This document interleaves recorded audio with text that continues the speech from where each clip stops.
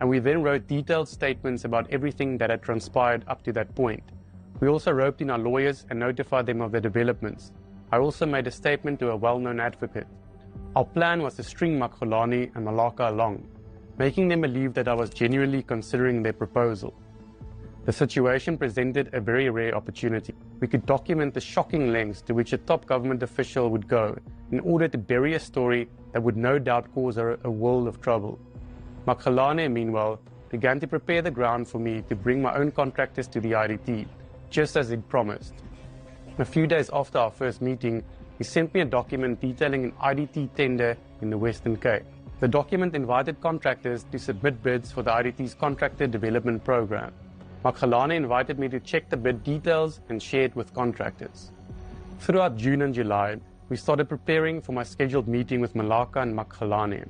We appointed a security and forensics firm to handle some of the logistics, sought additional legal advice, and hashed out all the possible scenarios and unforeseen events that might scupper our planned project. We drafted sworn statements that explained our intentions. The affidavits were deposed to by me, my editor, and by one of our attorneys. Finally, on Sunday, 3 August 2025, I had my meeting with the IDT CEO and the entity spokesperson, Mohlahlana. They had taken morning flights from Joburg to Cape Town, and our meeting took place at the same restaurant near Stellenbosch. Things had changed quite drastically since my last meeting with the spokesperson. Mohlahlana had just recently been suspended by the IDT's board over the oxygen plants scandal that we'd exposed last year. However, Mohlahlana was evidently still very anxious about my latest investigation into her waterfall property. She clearly didn't want this story to ever see the light of day. So I just want to close this chapter. Yeah, no, sure. I think I will need you to close this chapter. Yeah, no, sure. It's too much. Yes, yeah, no, there's been a lot. I have kids, I have parents. My parents are old. They were sick, they couldn't sleep over the last weekend. Because, it's bad. Sure, no, absolutely, yeah, no. Bad. Yeah, so... I just thought, because some of the things I can't speak in front of Pasha, as much as I trust him, I'm his boss. Oh, okay. So I thought, let me... I was wondering about that. Now, did you decide beforehand to break up and then just me and you talk, or, yeah? No. Okay, yeah. Okay, no, sure. So you will advise me how we move forward. Yes, so, okay, well, I think, Pasha initiated the discussion with me, I think it was early June, and obviously at that point, I assume that's kind of the issue here is the waterfall house. I'm quite advanced with that, to be honest. I'll be frank with you. I want it closed. I don't want you to be writing about it. I don't want anything more coming out of. Please for a moment. Yeah, no, sure. Let me give Pasha a call quickly.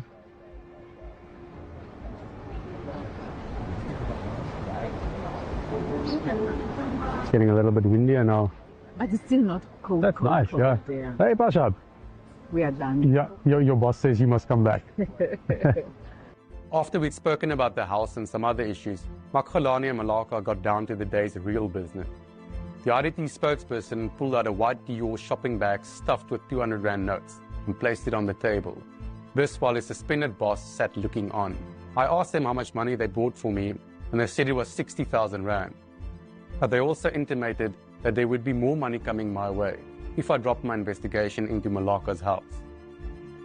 After the cash had been placed on the table, I casually photographed it for our records. Next, I duly informed Mohlahlana and Mohlahlana that I wouldn't be taking the alleged bribe after all. I told them that it had always been my intention to get them to present me with the cash, and that I had never intended to take it. And then just like that, our meeting was over. I promptly stood up and left. Mohlahlana and Mohlahlana, meanwhile, were in a hurry to get out of there too. At roughly 2 p.m, they got up and left the restaurant area. So, what then of Mohlahlana's waterfall property, the issue the IDT CEO so desperately wanted to bury? Next week, Daily Maverick will publish a month-long investigation into a new house. We'll detail how it is linked to a property. CEO, anyone who's corrupt or implicated in corruption, the rule of law must prevail. So the rule of law must prevail. So that goes even for the IDT CEO. If he's implicated in bribing people, all those implicated in corruption, the law and the law must deal with them. It doesn't matter who they are. That's what is important. We must not philosophize about this. Well, this morning then we'll get a sense of how exactly this matter will be dealt with by the Minister of Public Works, Dean McPherson. This story is one that is far from over, captured on camera in a way that we have certainly not seen as it relates to officials who hold high office in government entities. It's the open line, 086 000 2032. That's the number to dial. On the WhatsApp voice note line, 0614 104 107. Let's get talking, South Africa. EFC is live this Thursday in the heart of Africa. Battle lines are drawn. Africa's best face Europe's elite. Vili, the White Lion van Rooyen, is now back to defend his title against Anatoly Gaffin. And Ntando, the Zulu warrior zombie, receives the challenge of the fearsome Muhammad Salohidinov. EFC 126 is live this Thursday from the World Sports Betting Arena. Watch it on SABC Sport Channel on DTT Channel 4 from 7 p.m. Brought to you by SABC Sport.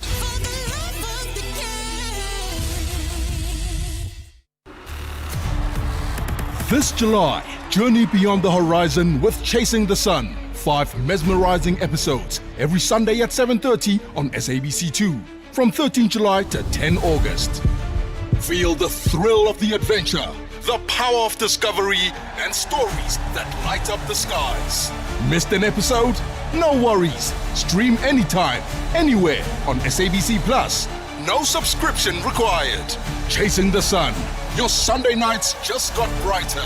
Tune in to SABC2, Sundays at 7:30 or watch on SABC Plus on demand. For the love of the game.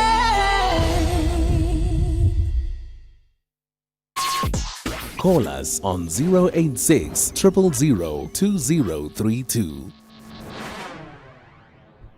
All right, we're going to start off in Tabanchu this morning. Tabo, you're in Tabanchu. Good morning.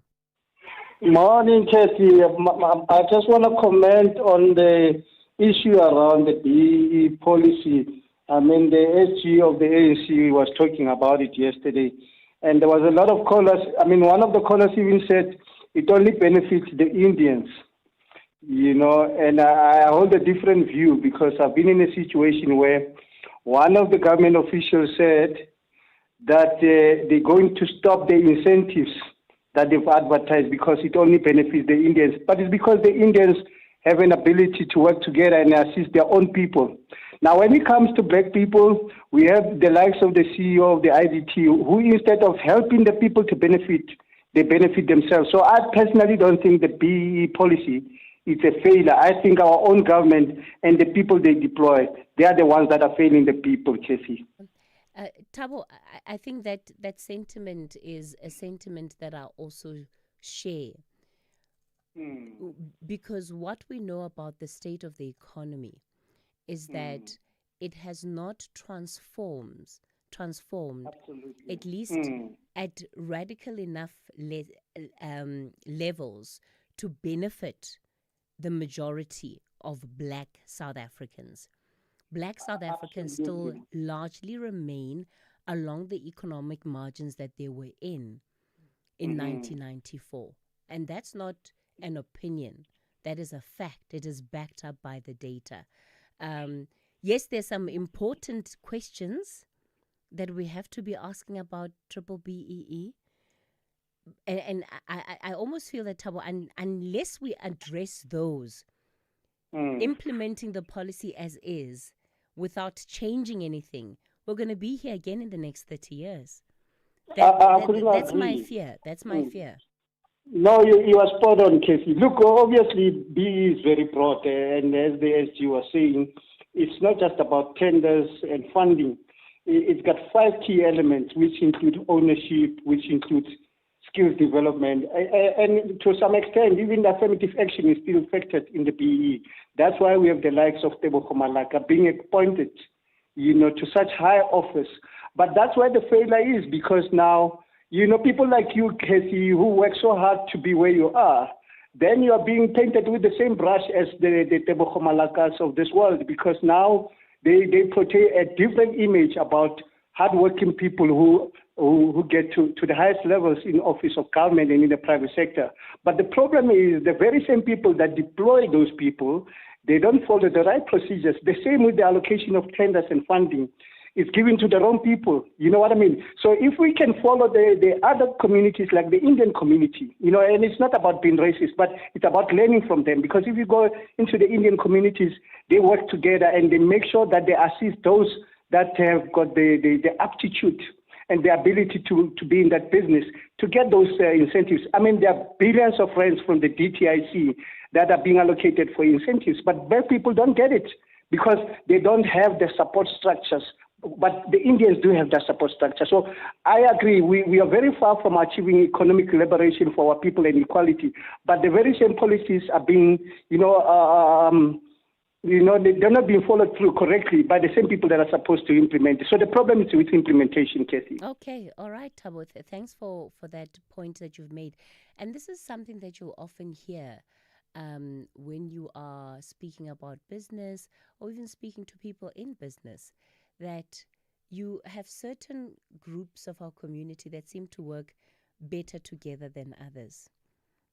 And it's one of those, I suppose it could be controversial having a conversation like that on a national platform, because again, people are speaking out of what they see, what they believe are their experiences. But it's that if you're looking at Indian and Muslim and Jewish communities, they seem to really work together to advance their interests, particularly in business too. But when it comes to the Black African community, it doesn't seem to be the same. And, you'll get a lot of Black people that will say, but yeah, why can't we work together? Why don't we support each other? And it's a question we must confront. Why? It is a question that we must confront. Nhlanhla, you in Pietermaritzburg, good morning. Good morning, Cathy. How are you? I'm well, thank you, Nhlanhla. Good. I just have two questions regarding women empowerment. And I'm saying this because I'm a father of a son, and so I need to have all the answers regarding her gender. So these two questions, the first one is that how long is this women empowerment program is going to take? Is it something that is going to live with us forever so that we can prepare ourselves, that we will always be the last considered, or maybe it's going to take for that time? We don't know. Then the question number two is that when it comes to higher positions, because we talk about equal payment and higher positions, women being presented, how many of those positions where women are not yet presented? Is it possible that we can name those positions? So yeah, those two questions for me. If you can help me on that, if you can. How long will women empowerment take? Yes. Well, I guess that probably depends on how long women remain at the bottom of society. And, this is one of those conversations that we have to view in terms of what the reality of the experiences of the women of not only this country, but women the world over is. Because sometimes we tend to look at women that have made it and we think that they're the exception, that they're the rule rather, that this is, but women are succeeding, so why are you guys still talking about empowerment? Meanwhile, those women are not the rule, they are the exception. They are the ones that have made it. There are still a lot of women in this country who sit as the only. In boardrooms, in industries, they are standing there by themselves alone. And that's what the conversation is about. I don't think that it should necessarily only be seen and reduced to what we see as activism around women empowerment that we interact with on the ground. on a day-to-day basis. Because if you look at it through that lens only, you'll think, well, why is this conversation always about women? It has the tendency of maybe giving off that impression. But it is because if you go to South Africa today, right now, go, look, who is the face of poverty in this country? Who is the face of hunger in this country? Who is the face of abuse in this country? And as long as it remains the face of a woman, and in particular a black woman, the conversation around empowerment has to continue. Yeah. Then on the second question, Okay, I've got to go to headlines. Good morning, I'm Anne Musa. In the headlines, bold one, South Africa's calling on President Cyril Ramaphosa to call an urgent forum aimed at mitigating the impact of the 30% US-imposed trade tariffs against South African imported goods. Public Works and Infrastructure Minister Dean McPherson will today address the media on allegations that suspended Independent Development Trust Chief Executive Officer Tebogo Malaka attempted to bribe journalist Peter Louis Mayberg. And the High Court in Pretoria is expected to hear whether the defence in the Senzo Mehiwa trial will proceed with the application for the dismissal of charges against the accused. The defence indicated its intention to bring the application after the state wrapped up its case last month. I'll have details on these and other stories at 10. Gender-based violence is destroying lives and tearing communities apart. It happens in homes, in schools, at workplaces, and too often in silence. But it doesn't have to continue. If you see it, speak out. If you are hurting, reach out, because doing nothing is not an option.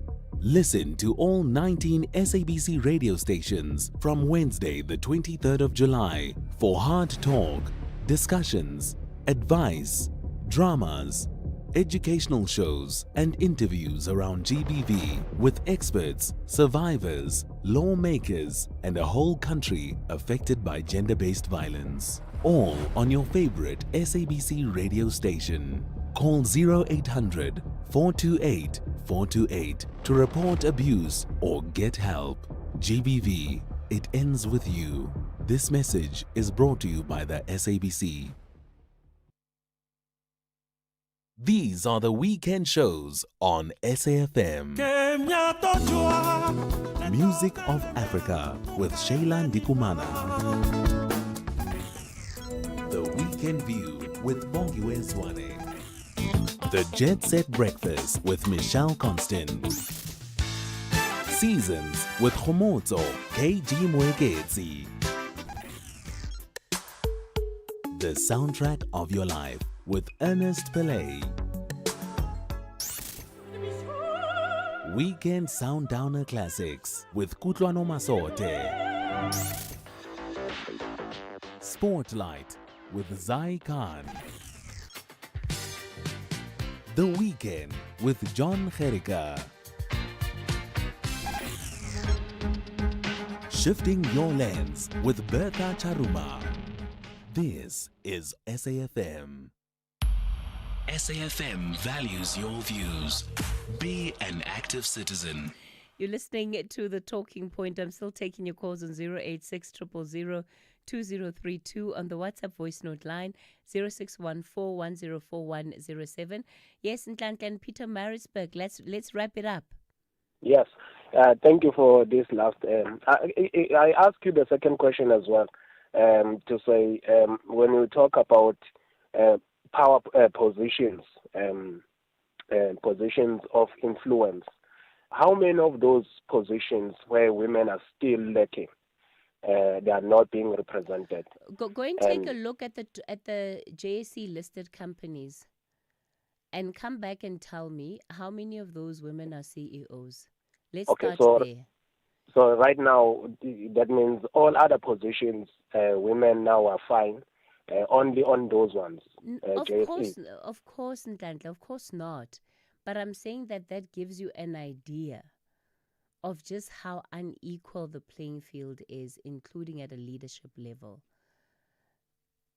So, my concern here, Sis Cathy, is that it might be after a long time, if we continue with this way of empowering one gender over another, it might be we will then end up having to now empower men, because I'm not sure if there is anyone or any organization that is monitoring whether these genders that we are empowering, how far are we? How long this is going to take? Are we still going fair, or are we now oppressing and discriminating people based on their gender?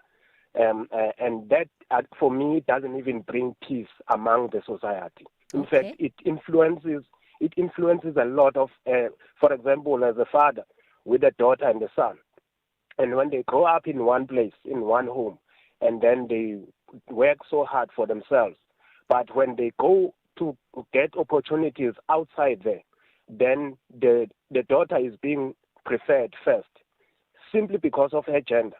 And my son, he will now being closed not to get the opportunity simply because of his gender. And I think that is unconstitutional. It is unfair to one gender. Yes, it is good to empower the people that were not empowered before, but we just need to balance.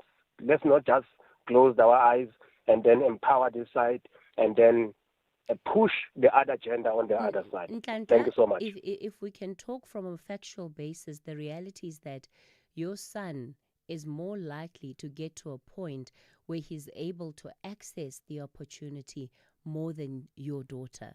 Why? Because the statistics also tell us that come age towards your teens, so 19, 20s, etc., the landscape changes very dramatically for women.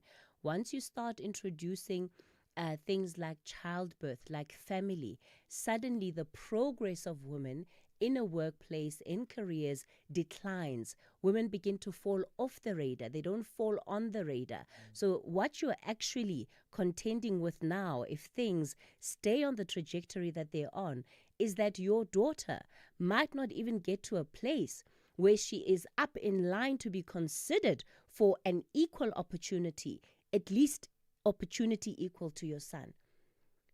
And that, as a father, is something that you should be worried about changing in society as well.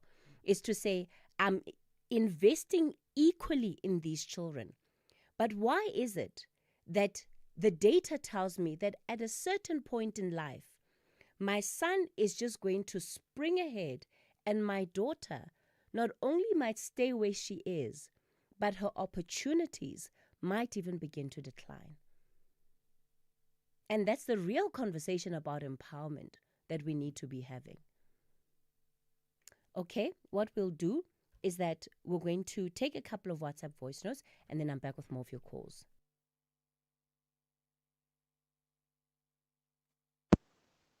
Good morning, Cathy. Cathy, here in Kala. Cathy, there is this saying by some South Africans together with some leaders that South Africa will look for other countries for partnership in trading and in alliance, like European countries and African countries. We consider that, Cathy, as vague and unthinking statement. No country will accept trading or making friends with South Africa, especially African and European countries, because they know Trump's enemy or America's enemy, according to America, must also be your enemy. Some countries are thinkers, Cathy, and they know the benefits of the West, and they appreciate that. Unlike those countries will never associate themselves with South Africa, says Cathy, for the sake of development and better life for their citizens, except China and Russia, who want to colonize South Africa. Thanks, Cathy. Hi, Cathy, and the producer and all the listeners of SAFM. Cathy, I like to support the statement of Mr. Fiedler Mbalula yesterday. We can't tolerate Mr. Donald Trump, because the way they rule us, they undermining us. You know, Mr. Donald Trump is not a Jesus Christ, or is not a king. We can't pray for him. South Africa, they own they have their own constitution, and also Mr. Donald Trump, they have their own constitution. But Mr. Donald Trump, they took advantage on us. So, Mr. Figla Mbalula, I support the statement yesterday. Sia from Cape Town. Thank you. Morning, Cathy. Mr. Mbalula must not be aloof. USA is their machonisa. Please give SACP members high positions. There is an open line for the new parties to join GNU so that they close both eyes to toe the line. Thank you, Cathy. So whatever we had. While the alliance between the SACP and the ANC has spanned the better part of a century, this is not about the past. It is not about nostalgia. As the ANC, we are seriously concerned that this decision taken by the South African Communist Party will significantly weaken the forces for national democratic change. Our independence as the Communist Party is non-negotiable.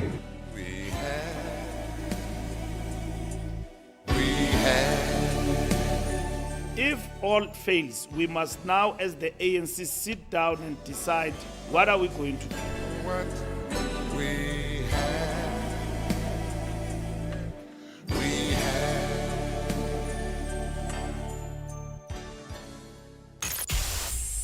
The Talking Point with Cathy Mohlahlana. Weekdays, 9 a.m. till midday. All right, I'm still taking your calls on 086 000 2032. That's the number to dial. On the WhatsApp voice note line, 0614 104 107. Magdalene, you're in Bloom. Good morning. Morning, Cathy. Cathy, I'm reflecting on the day Mashatile's visit here in Bloemfontein. Okay. Yes, he was there earlier on in the week with the cleanup campaign. Yeah, clean up campaign. Yes. Clean up campaign. How can? Magdalene, How can I saw it on TV. They were picking up the rubbish. Cathy, I said clean up campaign 2 times to you, and then I'm laughing. Cathy, you know what, man? I don't think we South Africans are still stupid. We are not stupid anymore. We are highly enlightened by the way in which ANC has pulled us around with our own efforts, our own access, whereby we're supposed to support them in order for them to fool us around. That's why foreign nationals, they call us idiots. They say, you idiots. So my point is, can you allow yourself to say, as a deputy president, not deputy minister, I'm talking about deputy president, you say you've got municipalities and you have deployed your own politicians of your own political party to ensure that services are executed accordingly. At the end of the day, you come here in the province, in one of the cities of the province, and say you are coming for a cleaning campaign. What is that? No, Katie, no. You are not stupid anymore. Magdalene, what's wrong with encouraging a clean country and clean cities? Magdalene. Katie, let me tell you, we've got a municipality in Mangaung. Yes. And the municipality consists of the mayor and the city manager. The city manager is an administrator who's supposed to ensure that the city is clean. We've got the councillors, we've got the wards. So please, you are supposed to get the report. No, but it's also about the people of Mangaung, because the administrators are fighting. Well, we know the challenges of Mangaung. So they're trying to resolve those problems. But in the meantime, must the city be dirty? The deputy president doesn't like the fact that the city is dirty. And so he himself decided to come and help the people with picking up the rubbish. Cathy, he's not supposed to come and help the people to pick up the rubbish. He was supposed to ensure that there is employment in Bloemfontein with credibility. I'm not talking about the people who are going to be given the PPEs or the overalls the day the deputy minister is here, the new PPEs to act as if, no, if ever the people are effective enough to can execute accordingly. He was not supposed to come here for that. He was supposed to come here to say the problems of the communities which were challenging the legislature in June. In June, we had several meetings with the legislature of the province saying to them they are useless in their offices. They should ensure that the problems that we encounter in Free State and around Mangaung must be resolved, which are our own postgraduates. It's not only the doctors. Our own postgraduates are in Yaote because of depression and frustration of not being exposed to job opportunities nor business opportunities. If you can't get employment, you need to start your own business. So the taxes that we are paying, we expect them to bring such environment for our own people. So he was supposed to come to say civic organizations, we heard from the legislature that you've got a problem or a challenge that your people are not employed, your people are starving. Our people are not going to make life out of 370. They're not going to make life out of 370. Who is going to buy a house or a car or have a means of living out of 370?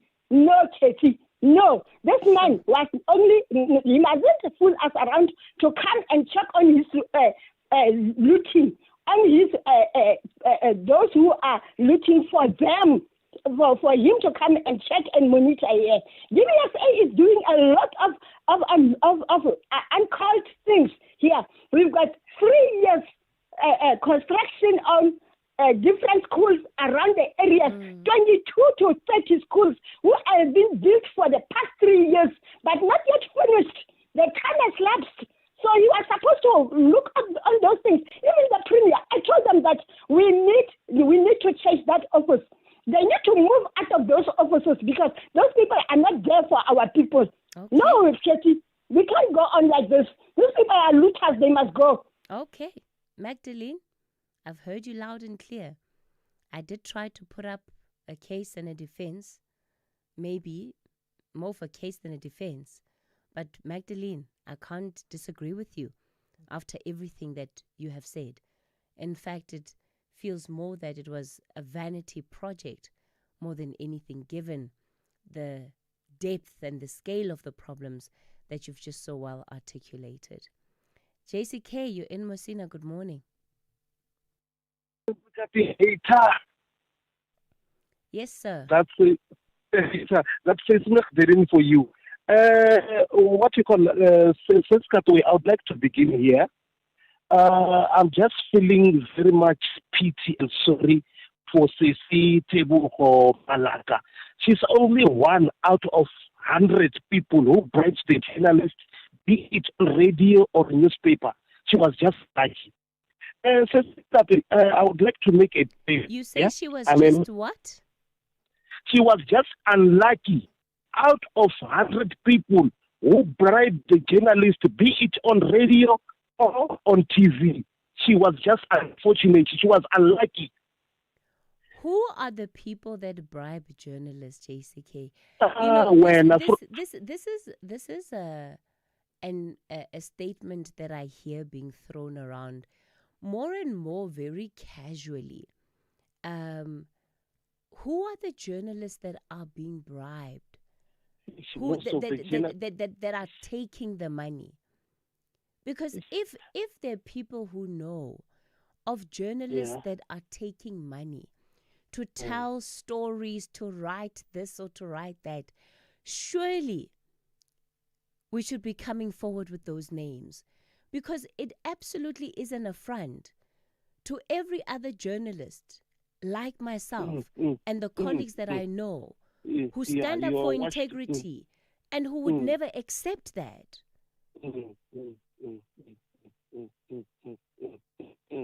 I hear you. But mostly it's happening in municipalities, you understand? Things are not going well there. The journalists who must get that in published and what it's happening. But I think maybe things will come out at Mukwana's inquiries. Let's just wait for that. Do you allow me to put you in? Yes, go ahead. Yeah, I think let me make a disclaimer. I'm a member of the ANC in good standing. But if the Communist Party is giving us the signal when they see ANC is arrogant. You know, the communists are sick and tired. The communists dying, they eat and sleep in one blanket with the ANC. But the ANC is arrogant. You understand? And then there is nothing that they call renewal. The ANC instead, for their renewal, they must renew their arrogance and greed. That is what is troubling the communists. Because they're telling the ANC, when you talk about renewal, renew your arrogance and greed. And the ANC is failing to renew their arrogance and greed. It's time for the Communist Party to go solo. They will find an alliance along the way who will appreciate and value them.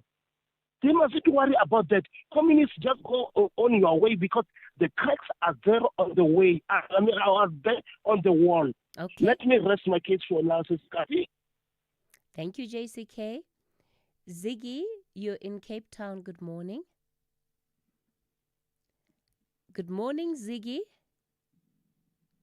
Good morning, Cathy, and good morning to the listeners. Yes, sir. Cathy, I think the lady that spoke condemning the visit of the Deputy President, she's 100% correct. You know, Cathy, we need to understand that people need to be held accountable.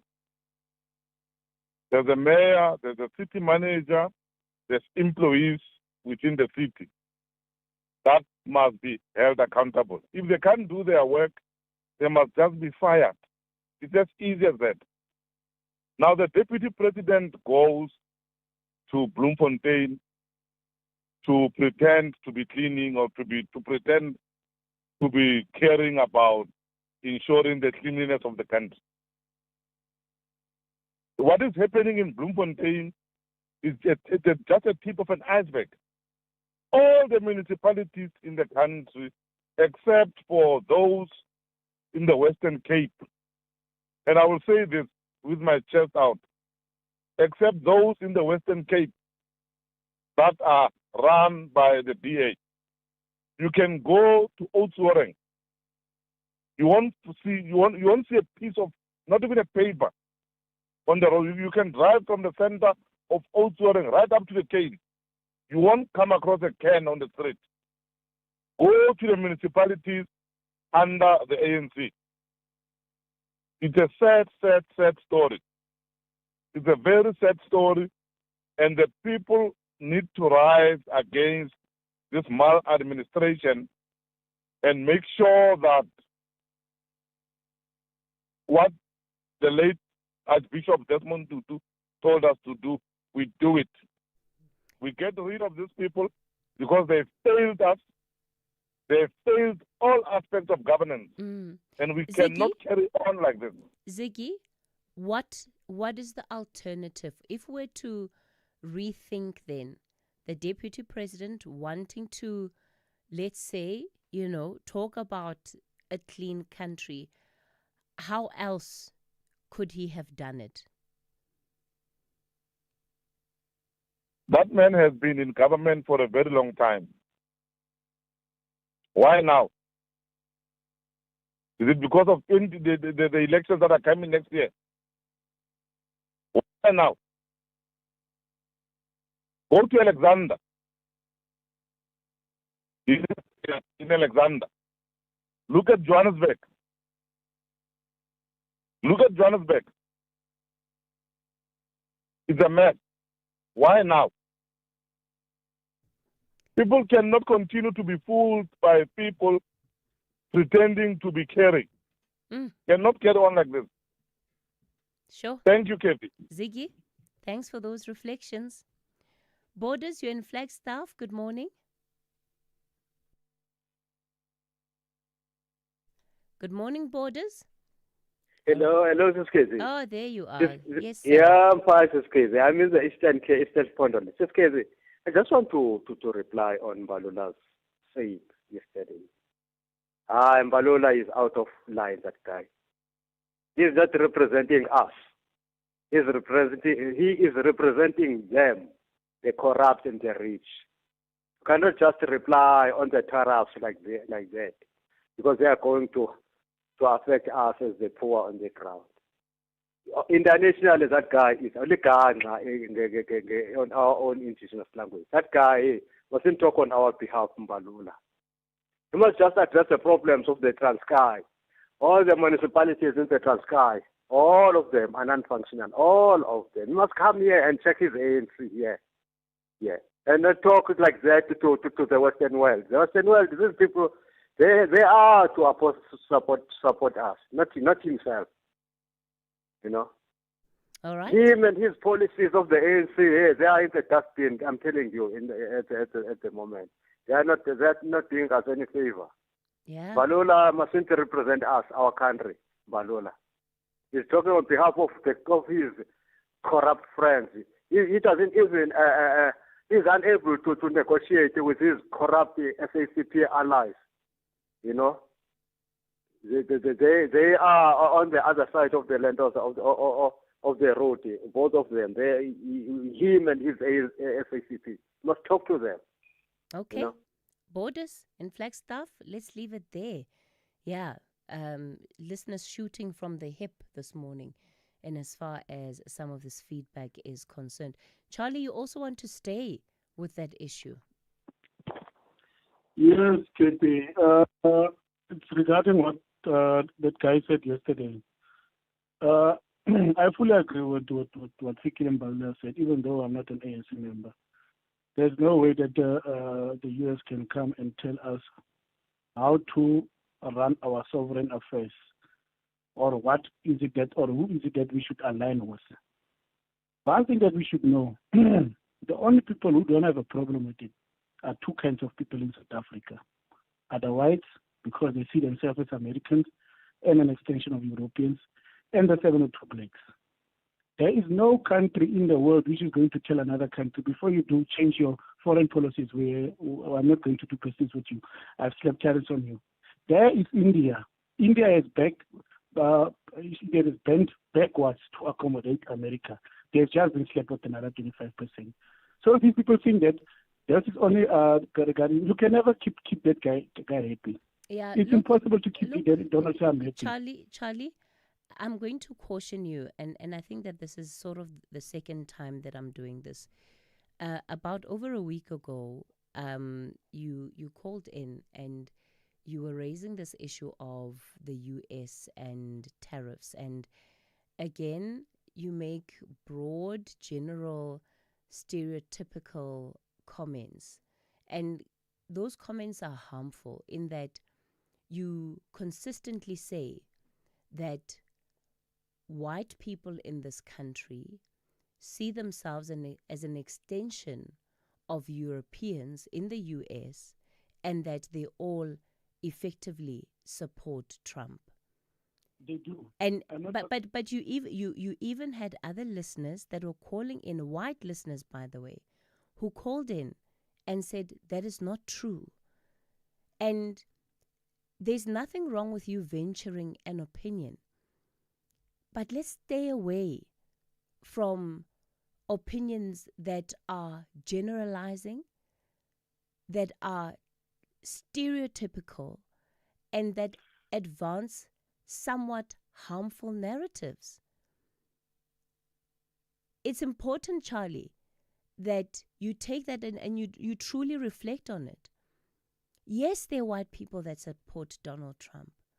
Absolutely. But it's not all white people.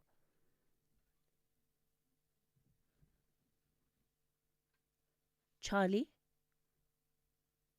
I'm saying the majority of the people who I'm talking about, These are white DA members. These are white AfriForum members who see no problem with what Trump is doing. That is a generalizing. That is the honest truth. Whether the truth is, it's the truth. We cannot run away from the truth, Cathy. We cannot cover it up and say that it's going to be generalizing. Yeah, It's look, something the, which is picture, there. the picture is a lot more nuanced than that. They see no problem with aspects of what he's doing, and they have problems with other aspects of what he's doing. When it comes to the tariffs, they're not happy about that because they are going to be suffering the consequences of that action. When it comes to white genocide, they are happy about that because they lobbied for that position. But just be careful about how you choose to reflect on the story and venture the opinion, because you're really putting me in a difficult position as a presenter here, because I have to subscribe to the BCCSA, which speaks about being able to take fair comment. Fair comment. It is my responsibility to direct and to manage fair comment on this platform. So please, Charlie, I need you to go and think about that for me. All right. It's time for the latest 10 o'clock news.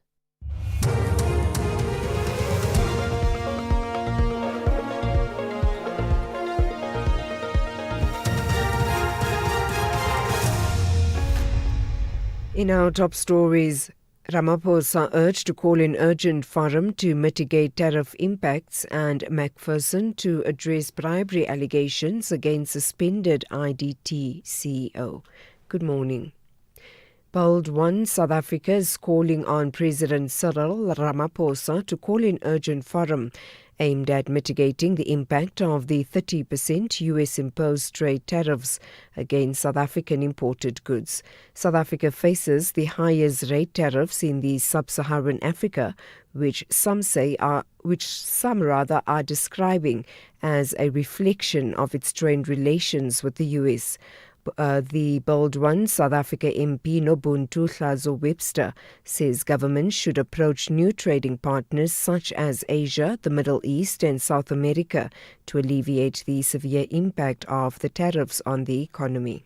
President must act. He must urgently convene an export risk mitigation forum, mobilize Treasury to protect jobs, deploy real trade diplomacy to de-escalate the crisis. But just as important, we must stop being overly dependent on a handful of trade partners. South Africa needs an aggressive and targeted export diversification strategy. And these are things that as Bold One South Africa, we have constantly raised in that Department of Trade and Industry Portfolio Committee to the Minister to say that we need to open new markets across Africa, the Middle East, Asia and Latin America. Because at the end of the day, this isn't just about politics, it's about factory workers.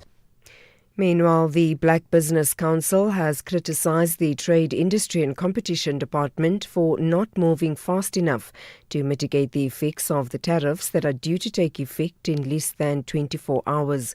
Tens of thousands of jobs are at risk, with South Africa's agricultural and automotive sectors projected to be among the most affected. The Council's President Elias Monache. You have Zimbabwe that have imposed tariffs to South African steel products, the 30%, even before the US. You then have Kenya that have done the same, Tanzania, and various other countries in the continent. We then required the Department of Trade and Industry and Competition to move with speed, and they're not moving with speed. And secondly, we tend to do things in a long, tedious process, and that creates a major problem because we're not responding quicker enough. So the response time, if it's quicker, it then cautions the impact and the implications of our respective sectors. Public Works and Infrastructure Minister Dean McPherson will today address the media on allegations that suspended Independent Development Trust Chief Executive Officer Tebogo Malaka attempted to bribe journalist Peter Louis Myburgh. The incident allegedly took place after Malaka's suspension, which followed a PricewaterhouseCoopers investigation. The investigation revealed irregularities connected to IDT's 836 million rand oxygen plant scandal. Meanwhile, the Black Business Council says the law must take its course. Hanki Matabane is the council's CEO. We've got a principled stance against corruption, and it does not matter who commits corruption. The law must deal with those people very harshly. Corruption eats into the resources that are supposed to deliver services in the country. The IDP's role is very, very critical. Also, if there is money disappearing from such institutions, it creates a problem in the country. So whoever gets involved in corruption has to be dealt with harshly. The High Court in Pretoria is expected to hear whether the defence in the Senzo Mehiwa trial will proceed with the application for the dismissal of charges against the accused. The defence indicated its intention to bring the application after the state wrapped up its case last month. 5 men are currently on trial for gunning down Mehiwa in October 2024 at Singakili Kumalo's mother's house in Vosloorus in Gauteng. Legal analyst Ulrich Roux speaks to the probability of the charges being dropped.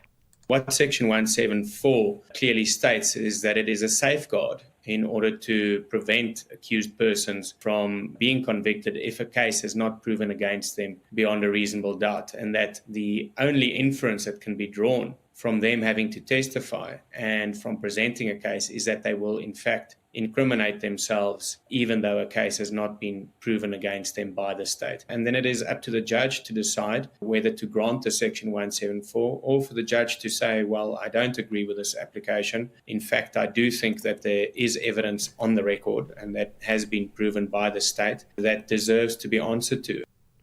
And finally, the Johannesburg Emergency Management Services has urged motorists in Gauteng to exercise caution due to severe weather conditions in the province. The South African Weather Service says the conditions include very cold temperatures, storms and strong winds. EMS spokesperson Robert Mulahodzi. From our side, as the City of Johannesburg Emergency Management Services, together with our specialized teams which respond to water-related emergencies like our aquatic rescue unit. We remain on high alert together with all our fire stations throughout the city of Johannesburg for any emergencies which might occur throughout the city.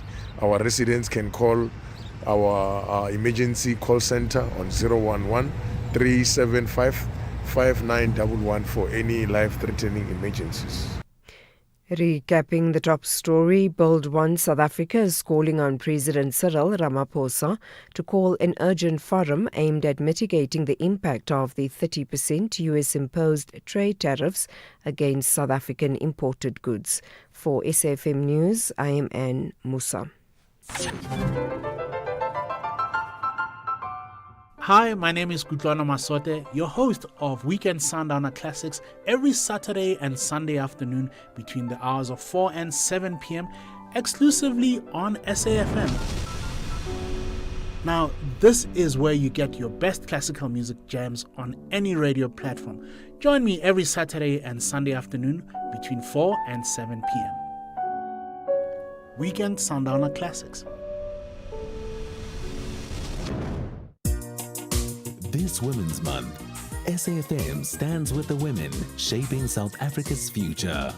Under the theme, Building Resilient Economies for All, we honor the pioneers, the problem solvers, and the everyday heroes driving change. Stay tuned as SAFM brings you powerful stories and meaningful conversations that move us. SAFM, celebrating women, celebrating progress. SAFM, leading the conversations that move us. She's got a right to be woman.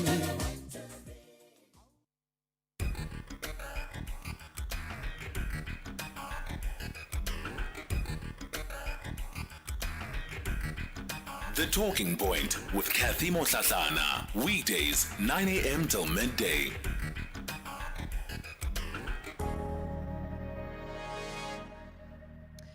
Welcome to the second hour of the Talking Point. It's 10 after 10 o'clock. Coming up in this hour, we're going to be looking at our Municipal Watch segment.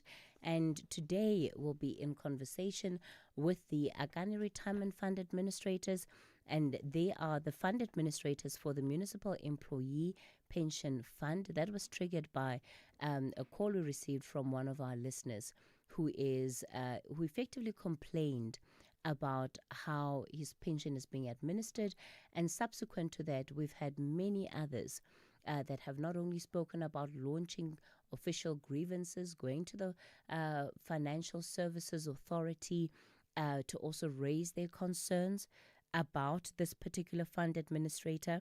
So Akani will be on, and they have a representative who's going to help deal with the concerns that you have raised in this hour. And it applies specifically to those employees who are on the Municipal Employee Pension Fund. We're going to take some of your voice notes, and then we'll get into Municipal Watch. Good morning, Katrina, SAFM listeners. It will be very good if this tripartite alliance can pathalala, man. Let them pathalala so that we know who will represent who. There's no need now for COSATU to be part of the ANC. Let COSATU do its job. Let the parties represent employees and let them face the employer one-on face to face instead of seeking for positions there in government. It's very good that the SACP should not surrender. They must stand on their own. It's about time. Maybe South Africa will head to a right direction. If the SACP and COSATU just stays there, represent workers, instead of their secretary generals and their whatever chairpersons eyeing for position in government. It will be very good, Katrina. Good morning. Marumo Mahike. Good morning, Cathy. How are you? 2G Pretoria. Cathy, I am a Zimbabwean myself. I wish South Africa can learn from Zimbabwean experience. You can't go against those people. You can't go against America. You can't go against anything that is white. Otherwise, you'll be doomed. I'm telling you, whether you are right or wrong, whether you like it or not, whether you want to empower your citizens or not, but you will be doomed. That's my advice. Thanks, Cathy. Good morning, Cathy. This is Concerned Citizen from Makanda again. I just want to bring to your attention about something very fishy that's happened in our municipality. Our municipality has discontinued their contract with a local security firm and have taken out a contract with a security firm from East London whose quote was much higher than the local security firm. Now, you can only draw one conclusion from that. It's a relative connected to the mayor, the municipal manager, the speaker, some director. It could be anything. Already the speaker's wife's family have a tender here in Makanda fixing water pipes or something. I tell you, the corruption here leaves you speechless. If you think you cannot afford a lawyer, think again. Clientele Legal has made professional legal services affordable for you. Whether it's a civil, criminal, or labor-related matter, we have a nationwide panel of attorneys standing by to assist you. SMS SAFM to 32195. That's SAFM to 32195 and we'll call you back. Clientele General is a licensed non-life insurer and an authorized FSP. Standard rates and terms and conditions apply. Dumelang Mzansi, welcome to the Health Club. This is where we unpack the issues that affect our health, your well-being, and your everyday life. Arthritis. High blood. Losing your health is an event that is not predictable. Organized crime syndicates have infiltrated our healthcare system and has cost the country billions of rands. Claims that are fraudulent could be anything between 5 to 15%. I'm your host, Clement Manyatela. This is the Health Club.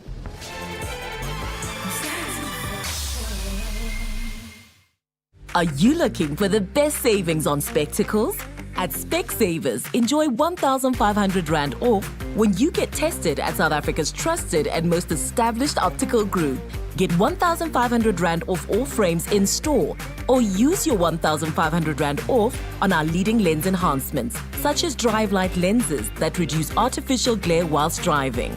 Book online or call your nearest store today. Affordable eye care, Specsavers. T's and C's apply. Municipal Watch, bringing your local issues on the national agenda. SAFM, leading the conversations that move us. Well, our focus today is the Municipal Employee Pension Fund, triggered by a call we received earlier on this week. An employee within a certain municipality who raised concerns about the administrators of their pension fund, which is Akani Retirement Fund Administrators. Subsequent to that call, we had many other employees reach out to us, all raising various issues since Akani took over the administration of their funds. Let's listen to what our listener had to say. We belong to this pension fund, and the pension fund has appointed a company called Akani as its administrator. Now, since this company took over, they changed the rules of the pension fund without consulting members broadly. And what they are doing, they have put themselves, this company, to be the beneficiaries of us employees who probably would not be having kids to benefit from this pension fund after we died. Like, for instance, my last born is 22 years this year now, and I'm not married. But if I die today, my money is going to be forfeited to this pension fund in Akani, simply because they changed the rules. It's not like in the GEPF. GEPF, when you die, we know. They take your money, pay it to the master's office, then the master will distribute it to your beneficiaries. But with this company, they don't. They actually take this money. Secondly, Cathy, I contribute 7,000 rand a month, and my employer is contributing about 14,000 a month. It's about 22% that the employer is contributing for me. Now, this company, they invest only my contribution for me due for my retirement. But the money that the municipality is paying for me for my retirement, they are saying they claim it and they take it as their administration fee. The whole 22% goes to them. And if you look at the industry benchmark, companies operating in local government and national in the pension fund, they take about between 5 and 6%.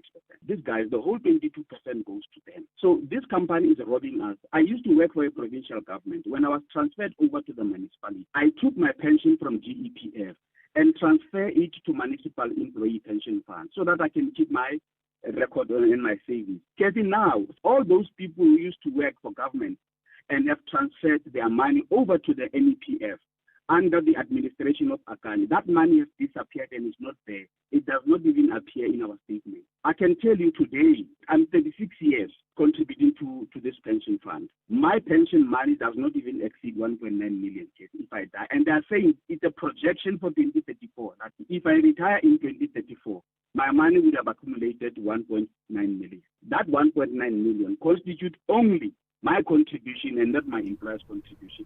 So I can tell you now, I've done actuarial calculations through a private company. I'm left 3 to 4.5 million in my pension fund. So that money has gone to Akani. It's so bad, Cathy, that our members who die in municipalities, sometimes they don't get even the funeral benefits. They get nothing from this company. Everything gets forfeited to Akani. So that then was a part of the complaint that we received. We've got other voice notes that came through that we've also lined up. Matawe Matsapola is the marketing manager at Akani Retirement Fund Administrators. Matawe, good morning to you. Good morning, Cathy, and good morning to the listeners of SAFM. And Matawe, just to be clear, are you Akani Asset Management or are you Akani Retirement Fund Administrators? Akani Retirement Fund Administrators. All right, fantastic. Thank you for that clarity. So firstly, just explain to us the work that you are doing in as far as it relates then to municipal employee pension funds. It was my first time hearing of Akani, so it's certainly not a terrain and a space that I have been familiar with. And I think that for our listeners, perhaps, especially those who are not necessarily employees of municipalities, many people would be hearing about Akani for the first time. Okay. So Akani Retirement Fund Administrators it's an administration company regulated by the FSCA. So we are a financial institution. and one of the pension funds that we administrate is the Municipal Employees Pension Fund. It is not the only pension fund administrated by Akani. We have other pension funds that Akani administrates. Akani has this year will be 24 years in the financial sector. And for this 24 years, we've been saving different members from the municipality to the private sector with excellence. So we've been in the game for 24 years, and I have to also mention that Akani is one of the only meaningful Black players in the industry of the industry that we are in of retirement. Speak to me about just some of the other industries that you are represented in. I don't expect you to name companies or your clients, but just to give us a scope of the work that you've been doing. So we administrate pension funds. We also administrate a funeral scheme, and Akani Retirement Fund Administrators is under Akani Group. Akani Group is also involved in property management, hospitality. So it's a pool, asset management, wealth management as well, and energy. So it is part of the group of companies under the Akani Group. So the day-to-day that Akani Retirement Fund will do is to administrate the pension fund, like a Municipal Employees Pension Fund. This means the day-to-day running of the fund is done by Akani as the service provider of the MEPF, the Municipal Employees Pension Fund. And just to be clear, you do this for all municipal employees? Who get pension effectively? So we are one Municipal Employees Pension Fund is a fund, right? There are other funds that are playing within the municipalities. So the Municipal Employees Pension Fund will have certain employees of municipalities choosing the MEPF as their choice of a pension fund. We've got other different funds that are out there, and the MEPF is in almost all the municipalities in South Africa. Is not just only Gauteng or Northwest, but in the Eastern Cape, the municipalities in Eastern Cape, Limpopo, Gauteng, your Northwest Municipal Employees Pension Fund has got representation there, meaning the MEPF has got members in those municipalities. Let's go to what our listener said in raising a concern. He, at the onset, describes moving fund administrators from the GEPF to now to the Municipal Employee Pension Fund. And he says that was the point where he noted the first discrepancy, that in moving his funds, suddenly the money was not what he had invested in.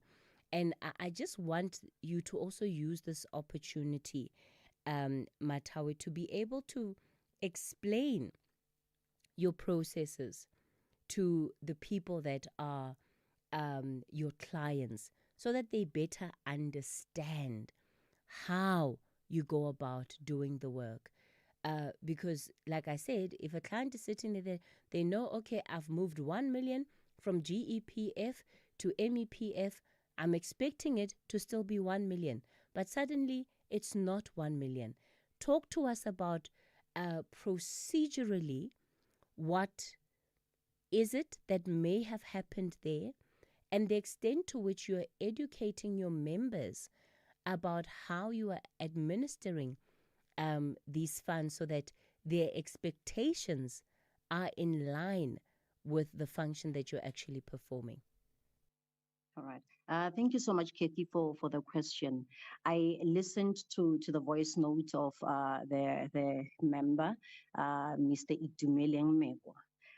He said he moved from GEPF, and I can tell you now that that is not true. Mr. Itumeleng Mekwa joined the Municipal Employees Pension Fund 1 September 2003. Meaning 22 years ago, not 36 years ago, as he alluded. And he was not moved. He did not move his pensions or pension money from GEPF to MEPF. He has a clean record, started in 2003 with the pension fund, Municipal Employees Pension Fund, and there were no funds coming from the GEPF. I am aware of who Mr. Itumeleng is. I've also took a chance to look into his records as well. We have members from the same municipality he comes from that were moved from the GEPF to the MEPF. And the process is there. There are two options that the members will elect when they are transferring from one fund to another. The first, it will be that GEPF will transfer the full value of their benefits to the MEPF on, let's say, on a certain date, right? And when they do that, they're not only transferring the full values, but they also will transfer there will be documents with regards to the particular certain member to say this is Matawe Matapola, this is how much they have, their ID numbers, details relating to the years of service within the GEPF itself. The date of transfer will be there. The amount that is being transferred will also be there, and the date of the transfer of the amount. If there are interests to the amount that they are transferring, those interests will also be there. That is the first option. And when they do that, that information then comes into the MEPF. When it comes into the MEPF, the actuaries of MEPF, who are also the service providers to the Municipal Employees Pension Fund, will look into what has been received in line with the values of the MEPF. Okay. The second option is members from GEPF will opt that, okay, I want to start on a clean slate with the Municipal Employees Pension Fund. Therefore, whichever money that I accrued within the GPF gets deferred and it gets paid at retirement. So they will start new at MEPF, meaning GEPF will not transfer any money of a member who decides that they would want not to transfer the money into the MEPF, but start on a clean slate with the MEPF. So those members, their monies will not come through to MEPF. They're starting from their first contribution with MEPF. In the case of Mr. Itumeleng, who first alerted you to this matter, he does not have, we do not have records that he was transferred from GEPF. He started in 2003.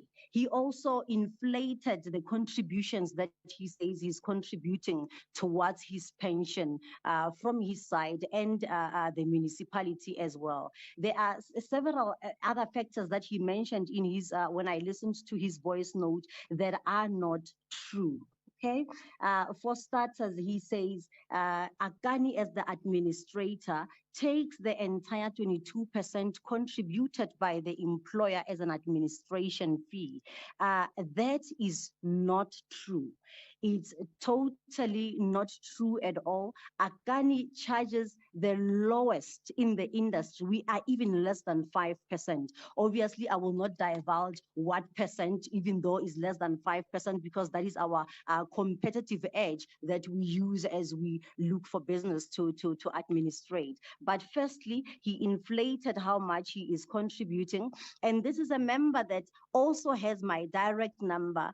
He can call any day. He's got all the emails to say, I've got this issue if there is an issue. And we sort the issue out if there is an issue. Matawe, thanks for that so far. We've got many listeners already starting to line up with specific questions to you. When we come back, I want you to also touch on the issue of what it is that is contained in the breakdown, the salary breakdown, the pay slips that employees get. But I'd want us to move through that quickly so that you can field the questions from our listeners too. It's now 10:30, time for the latest headlines.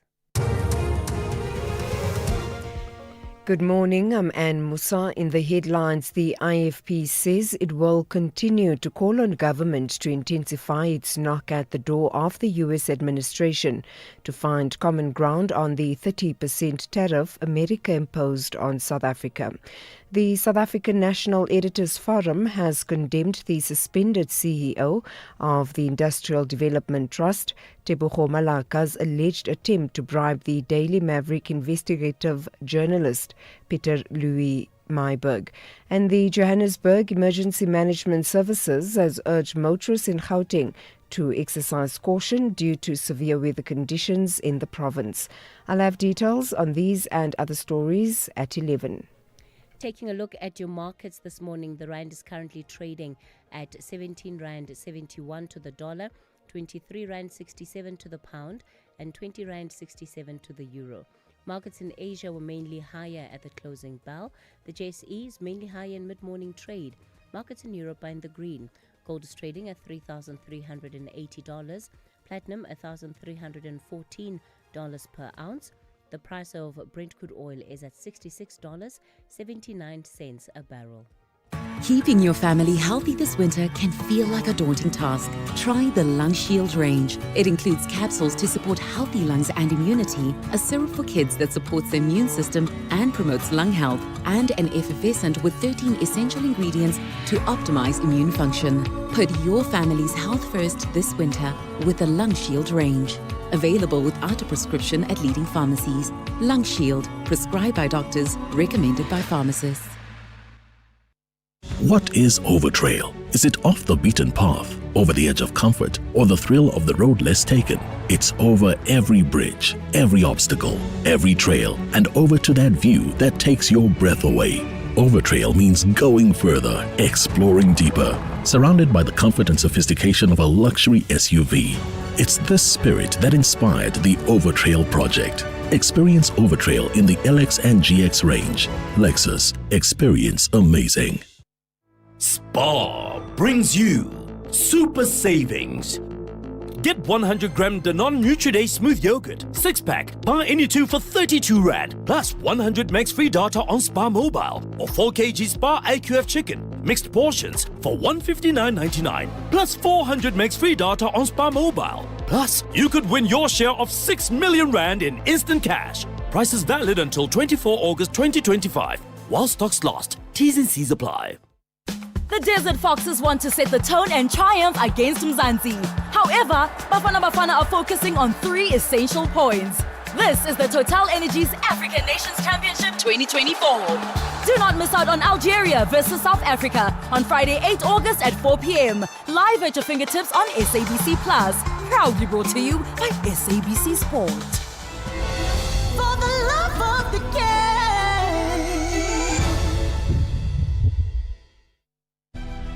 Municipal Watch, bringing your local issues on the national agenda. SAFM, leading the conversations that move us. The Municipal Employee Pension Fund is our focus for today.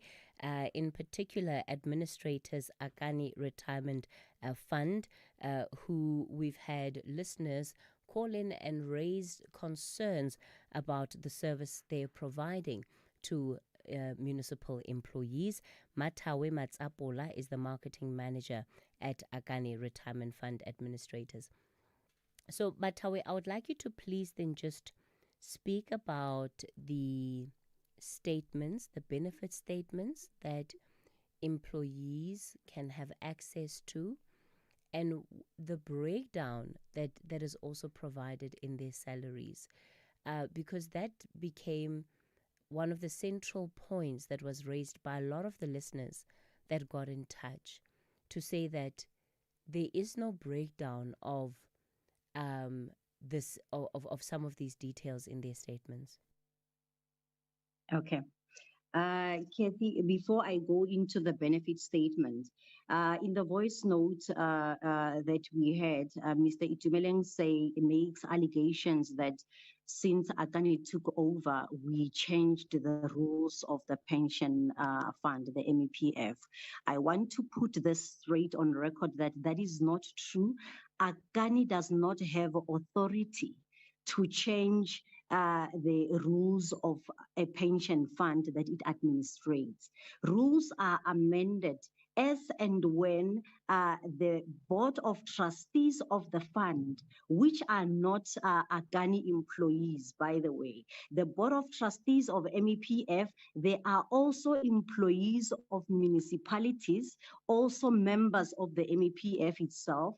On the advice of actuaries, after looking at the fund, the risks and end, they will be advised to say this rule must be amended, and these are the reasons, and then the rules will be amended. I just wanted to put it on record that Akani does not change the rules. Akani has not changed any MEPF rules. I will go into the benefit statement of a member. What a member will see when they receive their benefit statement. So the Municipal Employees Pension Fund is a hybrid fund. What do I mean by hybrid fund? It has what we call a defined benefit fund category and also a defined contributions category. So there are two types of funds under the MEPF, okay?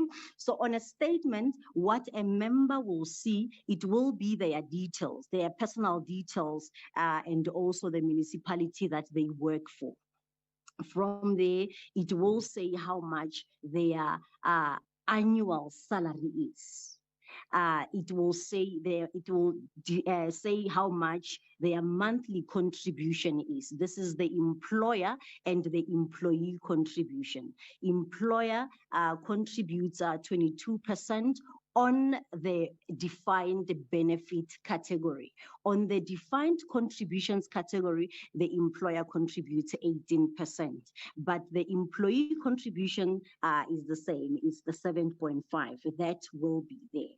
Okay, and from there they will see there is a tab of resignation or withdrawal, and it will outline the benefits a member will receive at resignation. From there, there is underneath it, there is a funeral benefit which will outline the benefit that a member receives at funeral. And by the way, a funeral benefit at MEPF is a free benefit given to the members of the MEPF, which they do not pay for. It covers the member. If the member has a spouse, their children up until the age of 21, and it also has extended family members, and those extended family members, the 4 extended family members, is the biological parents and the parents-in-law only. It will outline how much, if any of those people passes, how much will they get. From there, we've got a service record. A service record shows the years of service that the member has been with the Municipal Employees Pension Fund, meaning contributing to the Municipal Employees Pension Fund. There is also a retirement benefit. It will say how much a member will receive at retirement. It will tell you you are going to retire in perhaps 2034. And in 2034, your lump sum amount that you will receive is this much, and your monthly pension will be this much. And I just want to stay a bit on this one. For the 2 categories that I have mentioned. For a defined benefit category, members get the gratuity, which is a lump sum amount that will be taxed. From there, there is a monthly pension for life. This is, they will receive a monthly a salary when they are on pension until the day they pass away. Okay, if there is a wife and they pass away, the wife, the widow, then receives half of what the husband or the wife was receiving until they also pass away. There is also the ill retirement. There is also the retrenchment benefit there as well. There is also a death benefit. A death benefit is when a member is still very much active working at the municipality, they pass away, which is something that the first caller alluded to say he's got a 22-year-old, and if it happens that he passes away, his child, Akani benefits. Akani is not a beneficiary, is not even allowed by any law, not even by the Pension Fund Act, that an administrator will become a beneficiary of our members' hard-earned cash. That's unheard of. So the death benefit, when a member passes away and he leaves a spouse and minor children, they get allocated and given what is due to them. And with a defined benefit category, a spouse continues to earn the monthly pension until she passes away. This was just the first category. And for major children, your 22-year-olds, they are still beneficiaries to their parent. Therefore, that money will go to the beneficiaries. And I also have to say that the death benefit is distributed according to Section 37C of the Pension Fund Act. It's not, you don't wake up today and the Board of Trustees decide, oh, we don't feel like giving this child money, because it is not their decision to do that. It is regulated. We are in a highly regulated industry, and also regulated by the FSCA, that it cannot be that Akani becomes the beneficiaries. And by the way, for 24 years, we submit our annual statements to the FSCA, audited. Yes, ma'am. Matawe, I'm going to ask you again. Remember, try and keep your answers as succinct as possible. I've got many listeners that are already on the line that want to speak to you, and this is their conversation. So as they come on, also to the listeners, Matawe might not be able to respond to each of your individual cases, but I think broadly raise the issues with her in as brief a time as you can. Let me go then to the phone lines. I'm going to start in Bushbuck Ridge. Success, you're on the line. Good morning. I'm fine, and you? Go for it, Success. Yeah, actually, it's Success Kuna from Bushbuck Ridge. Yes, sir. I'm having a problem with this account, actually. My benefit statement for the year of 2023 is lower than that one of 2018.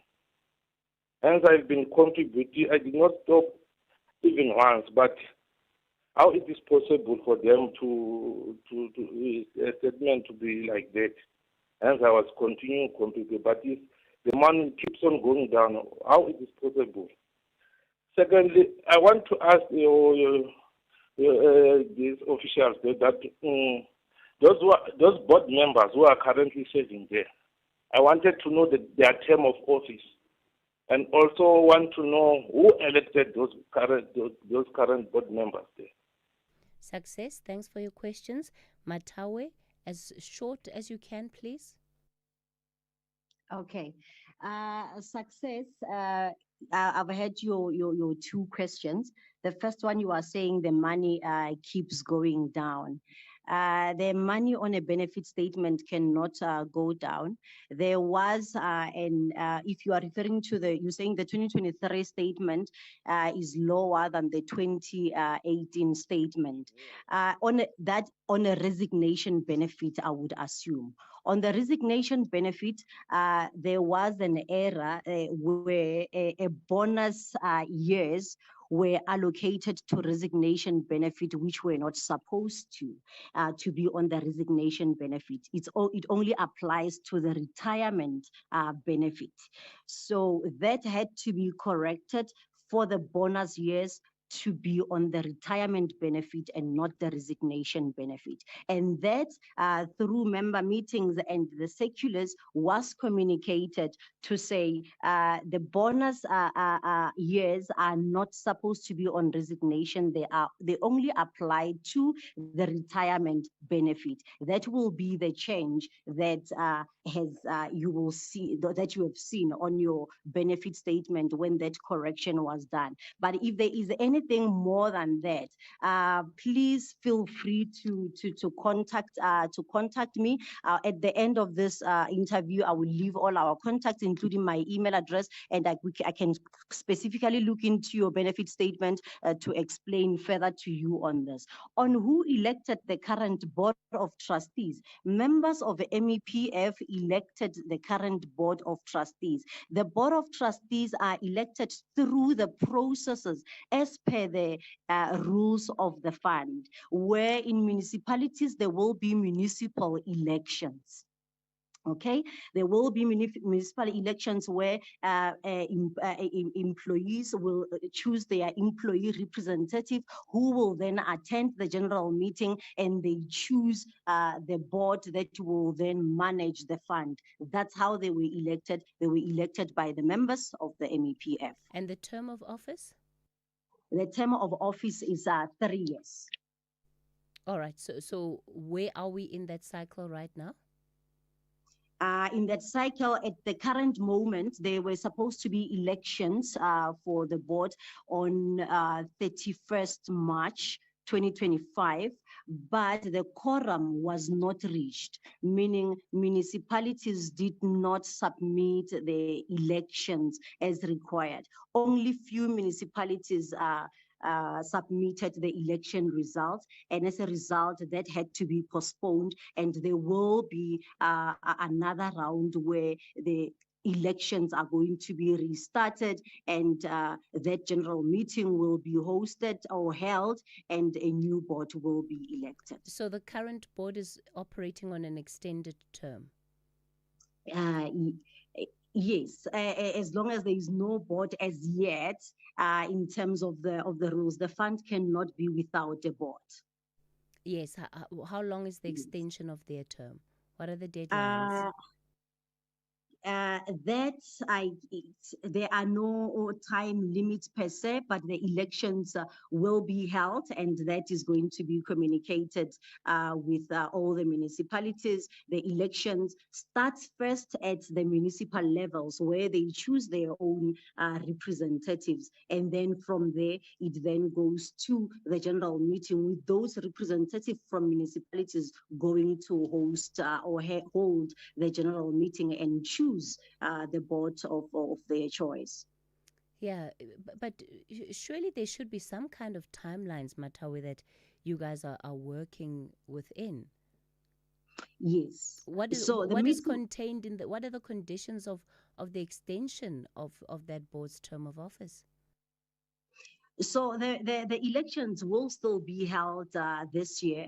The board of trustees, the MEPF, is in conversations with the FSCA as well to make sure that these elections are held. So those terms and extensions are communicated between the board and the FSCA. Yeah, but of course, members also have a right to know, Members have a right to know. We're going to take a break. We're back with more of your questions. The soundtrack of your life with Ernest Pillay. Some songs take you back instantly to your first love, a road trip, or just simpler times. The soundtrack of your life with me, Ernest Pillay, is where timeless hits and forgotten favorites come together to tell your story. It's not just music, it's memories, moments, and the meaning behind this jam. Don't you change someone by night. Rediscover the songs that shaped your journey. Tune in to The Soundtrack of Your Life with me, Ernest Pillay, Saturdays and Sundays, 1 to 4 p.m., only on SAFM 104 to 107 nationwide. Standing on his own. With the ever-changing financial landscape, it can be difficult to make sense of all the moves at times. Join me, Jimmy Moyaha, on the SAFM Market Update with MoneyWeb, Mondays to Thursdays, 6 to 7 p.m, as we break down the key market trends, top financial stories, and smart investment insights, all in one place. It's everything you need to stay financially informed and ahead of the curve.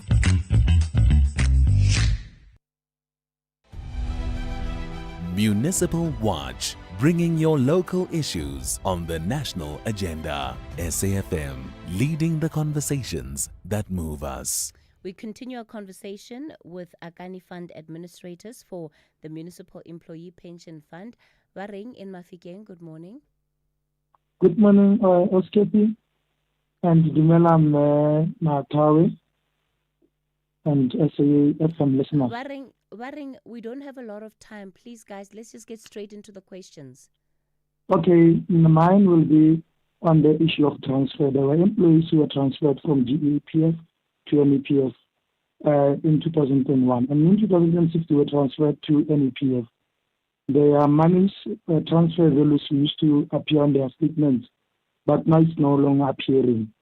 And then their service period has decreased, as well as their bonus years. Remember, every 10 years, when you are a member of NEPF, you qualify for 1 year bonus that will be included, that will be added on your total service. But in this case, it's no longer appearing. That is number one. Number two, the pension statement shows a lot of discrepancies. For example, in 2020 and 2021, my contributions were 33,705.65 per year, which is 7.5% of my salary. And then the growth thereof was less.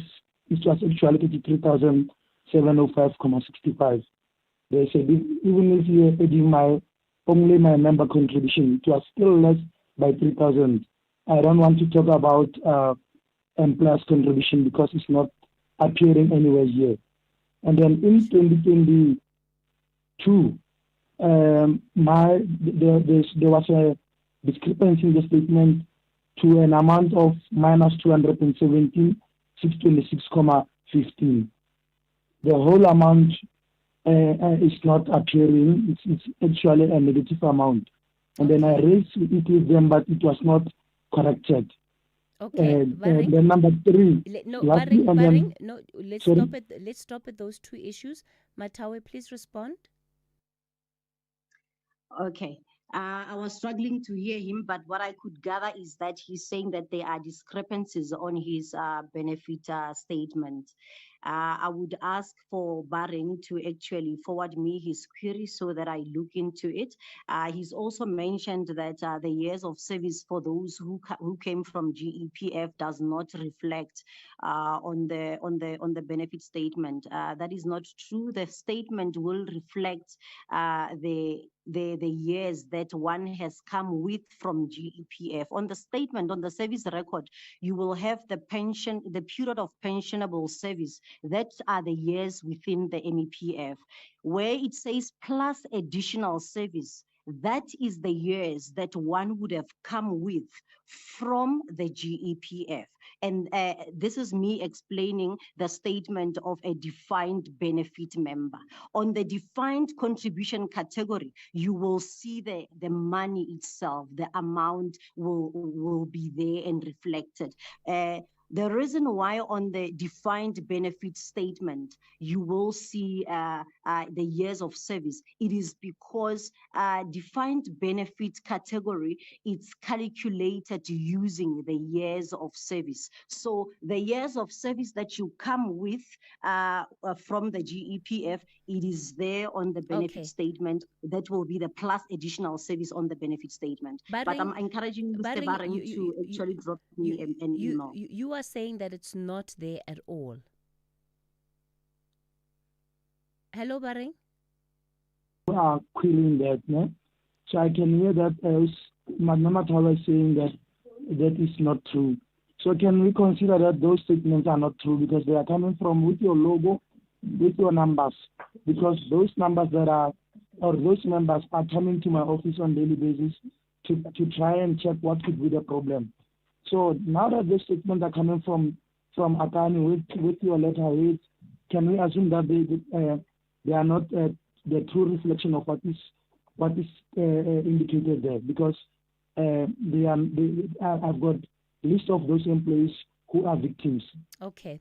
All right. Barring, we we're cannot going to say take... it's not the truth, because I don't have the statement that he's referring to, and I'm not seeing it. That's why I'm saying the years of service will appear on the statement. There is no way that years of service don't appear. That's why I'm asking that if Mr. Barring can forward those statements, there is no statement that will go out and it does not have the years of service. Okay.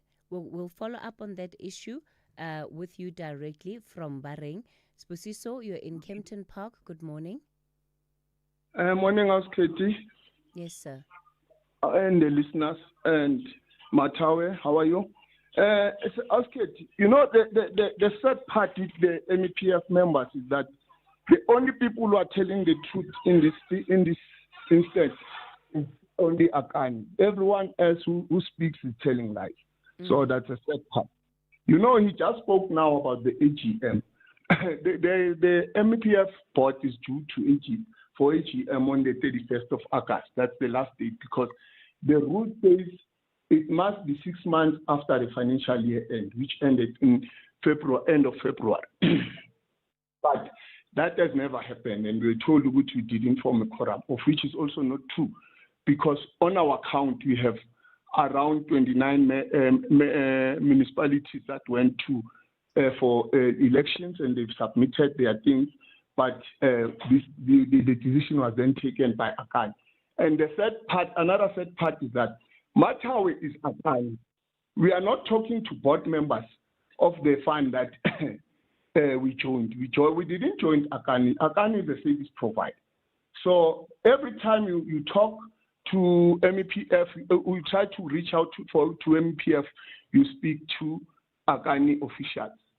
Now they've embarked in the process, as Kate, of going around the country telling members that they must re-elect, of which is not their function. In their rules, it stated clearly that municipalities must perform that function. I have more than 2 municipalities where they've elected as Akani officials electing members for the AGM. Because what they want to do is to make sure that they get board members that will be will always rule in their favor.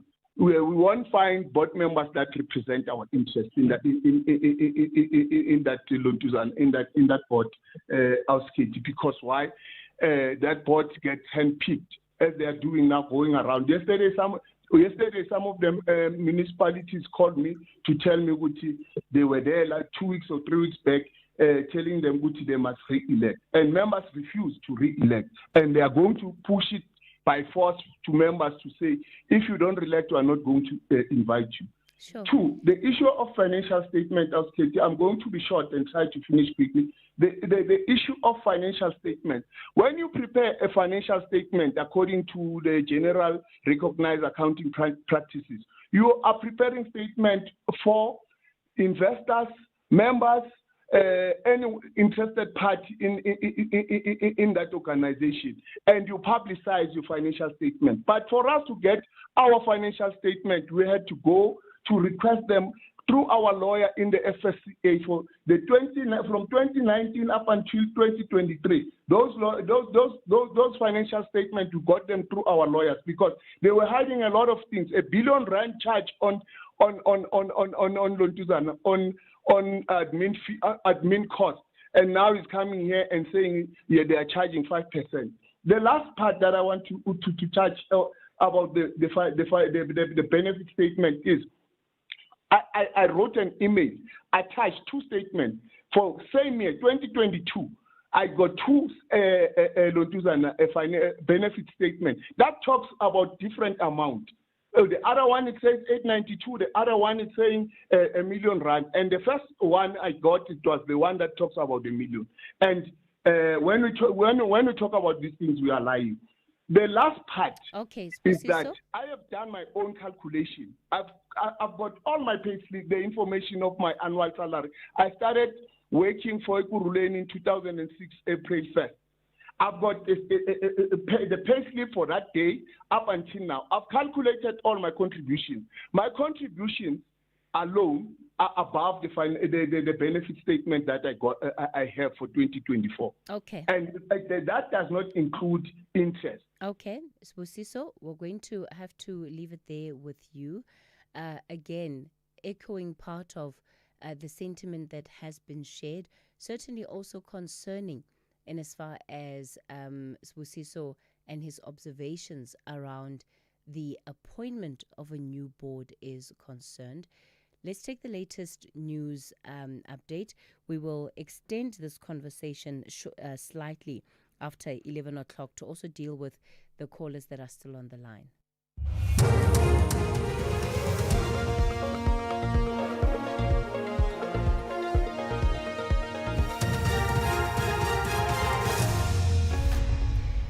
In our top stories, political parties react to looming US trade tariffs and Gauteng motorists urged to exercise caution due to severe weather conditions. Good morning. The IFP says it will continue to call on government to intensify its knock at the door of the US administration to find common ground on the 30% tariff the US imposed on South Africa. Thokozani Langa, the party's MP who serves on the Portfolio Committee on Trade, Industry and Competition, says talks between the two countries should be an ongoing process. This move could seriously harm our economy, especially key sectors like the automotive and agriculture industries, which depend heavily on exports to the US. If left unchallenged, it may lead to job losses, reduced investor confidence, and higher production costs back home. We are calling on the Department of Trade, Industry and Competition to engage with the US counterparts in advocating for South Africa's fair treatment under global trade agreements. At the same time, South Africa must strengthen its local industries and continue to explore more trading partnerships globally so that we are not too dependent on any one country. Meanwhile, Bold One South Africa's urged President Cyril Ramaphosa to call an urgent forum aimed at mitigating the impact of the tariffs.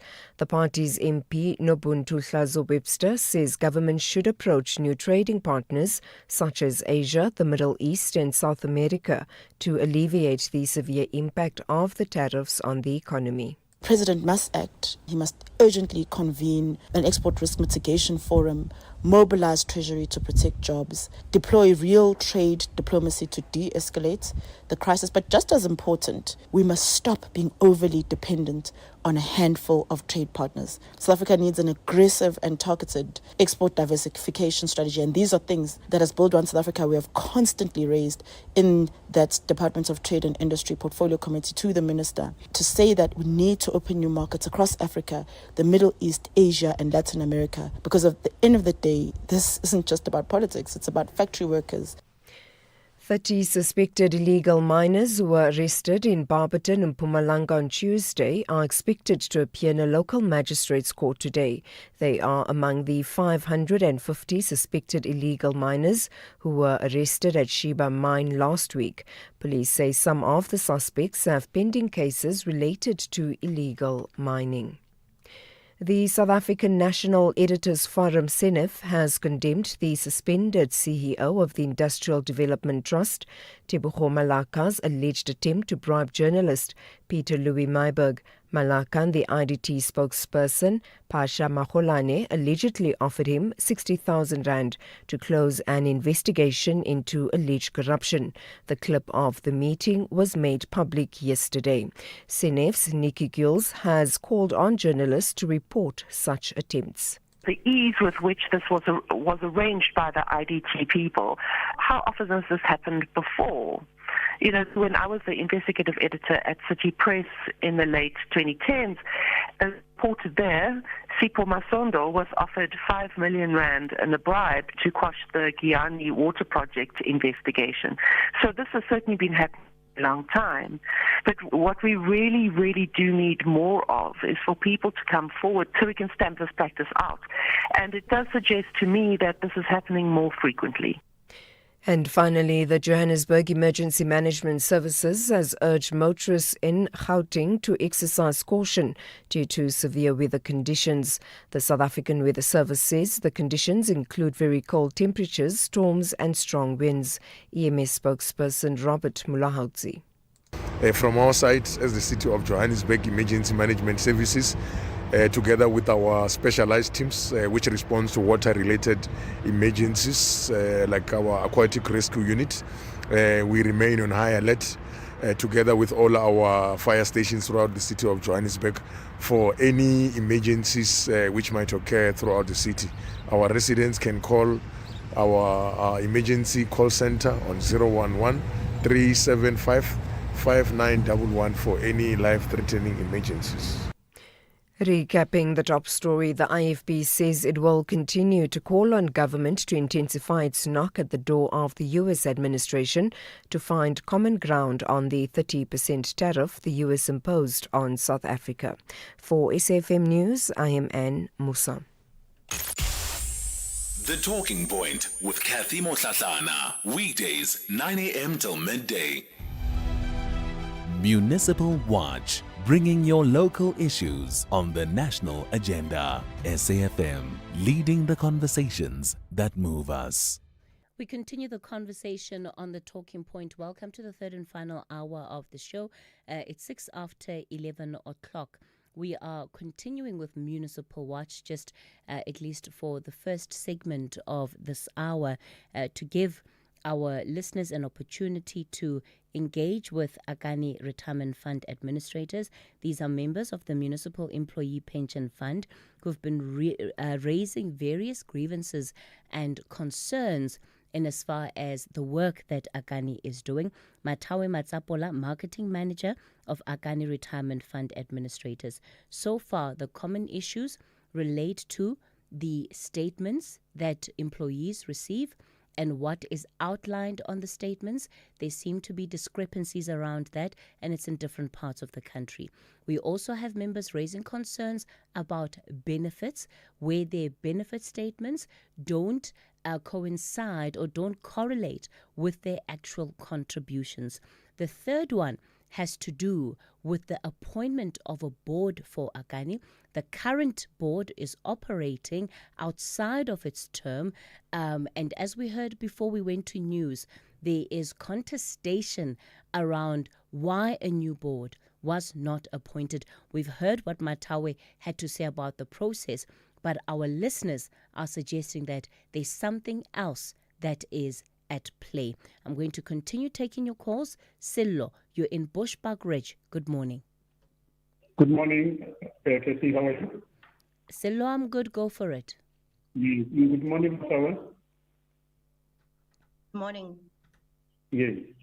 Cathy, things that I want to elaborate pertaining, our pension fund, especially on the matter of transferring from Rainwater and the Department of Water and Forest, because they were from Rainwater and the Department of Water and Forest to our municipalities.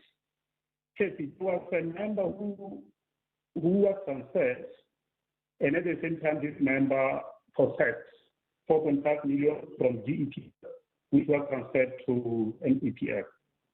And this member, upon his retirement, he was only paid 500,000. And when we made inquiries about the 4.5 million which he came with from Department of Water, and now we were told that now he bought a thing. So how can a member come with 4.5 million and take the amount of 4.5 million and buy a service? And when he or she goes home, he goes with nothing. Silo, what was the reason that that the member was given for this? No, it's a rule in terms of the municipal pension fund rules, and those rules were not actually even considered for our member. So then, Another member came with 1.8 billion. I'm not going to mention the names of those members, but I have the names here. Came with 1.8 million. And unfortunately, he is on retirement now. He just retired last year, December. And the 1.8 million is no longer there. What he received was his contributions made from the municipality. Yeah. The money that he came up with, unfortunately, that money is no longer there. So it's high time that MEPF, I will refer to MEPF, not Akani, because our pension funds are with MEPF, not Akani. Akani is just a service provider, as was articulated. In essence, you should make invited somebody from MEPF, not Akani, because Akani is just a service provider. And obviously, when they come to shows like this, they'll always try to paint a picture if things are going well. Yeah. Overall, and Silo, are you a shop steward in the municipality? Come again? Are you a shop steward there? I'm a rep. Okay. All right. Okay. I'm a rep waiting to participate in the elections that are still going to come before the end of this month. Sure. Yeah. Yes. Come again? Thanks for that contribution, Silo. This is certainly not the only conversation we're going to have based on what is coming out from our listeners. We are going to have to follow it up further than what we've been able to do today. Gwena, you're in Polokwane, Capricorn District Municipality. Hi, Cathy. Yes, sir, go for it. Yes, Cathy, I'm having serious concern also as a member and as a rep from CDM. Look, the problem I have, and Matawi is aware of it, we are unable to access our reports on the portal. So all the pension funds can have that access, but in Akani, they closed it for us. Secondly, we have our colleagues here. We are on the same level. We were employed on the same date, but they are belonging to another pension fund. So they are way far, over a million. We are still very much lag behind. So my understanding is that the investment decision of Akani is very bad for us. And in future, please don't call Matawi, because Matawi, I confronted her many times.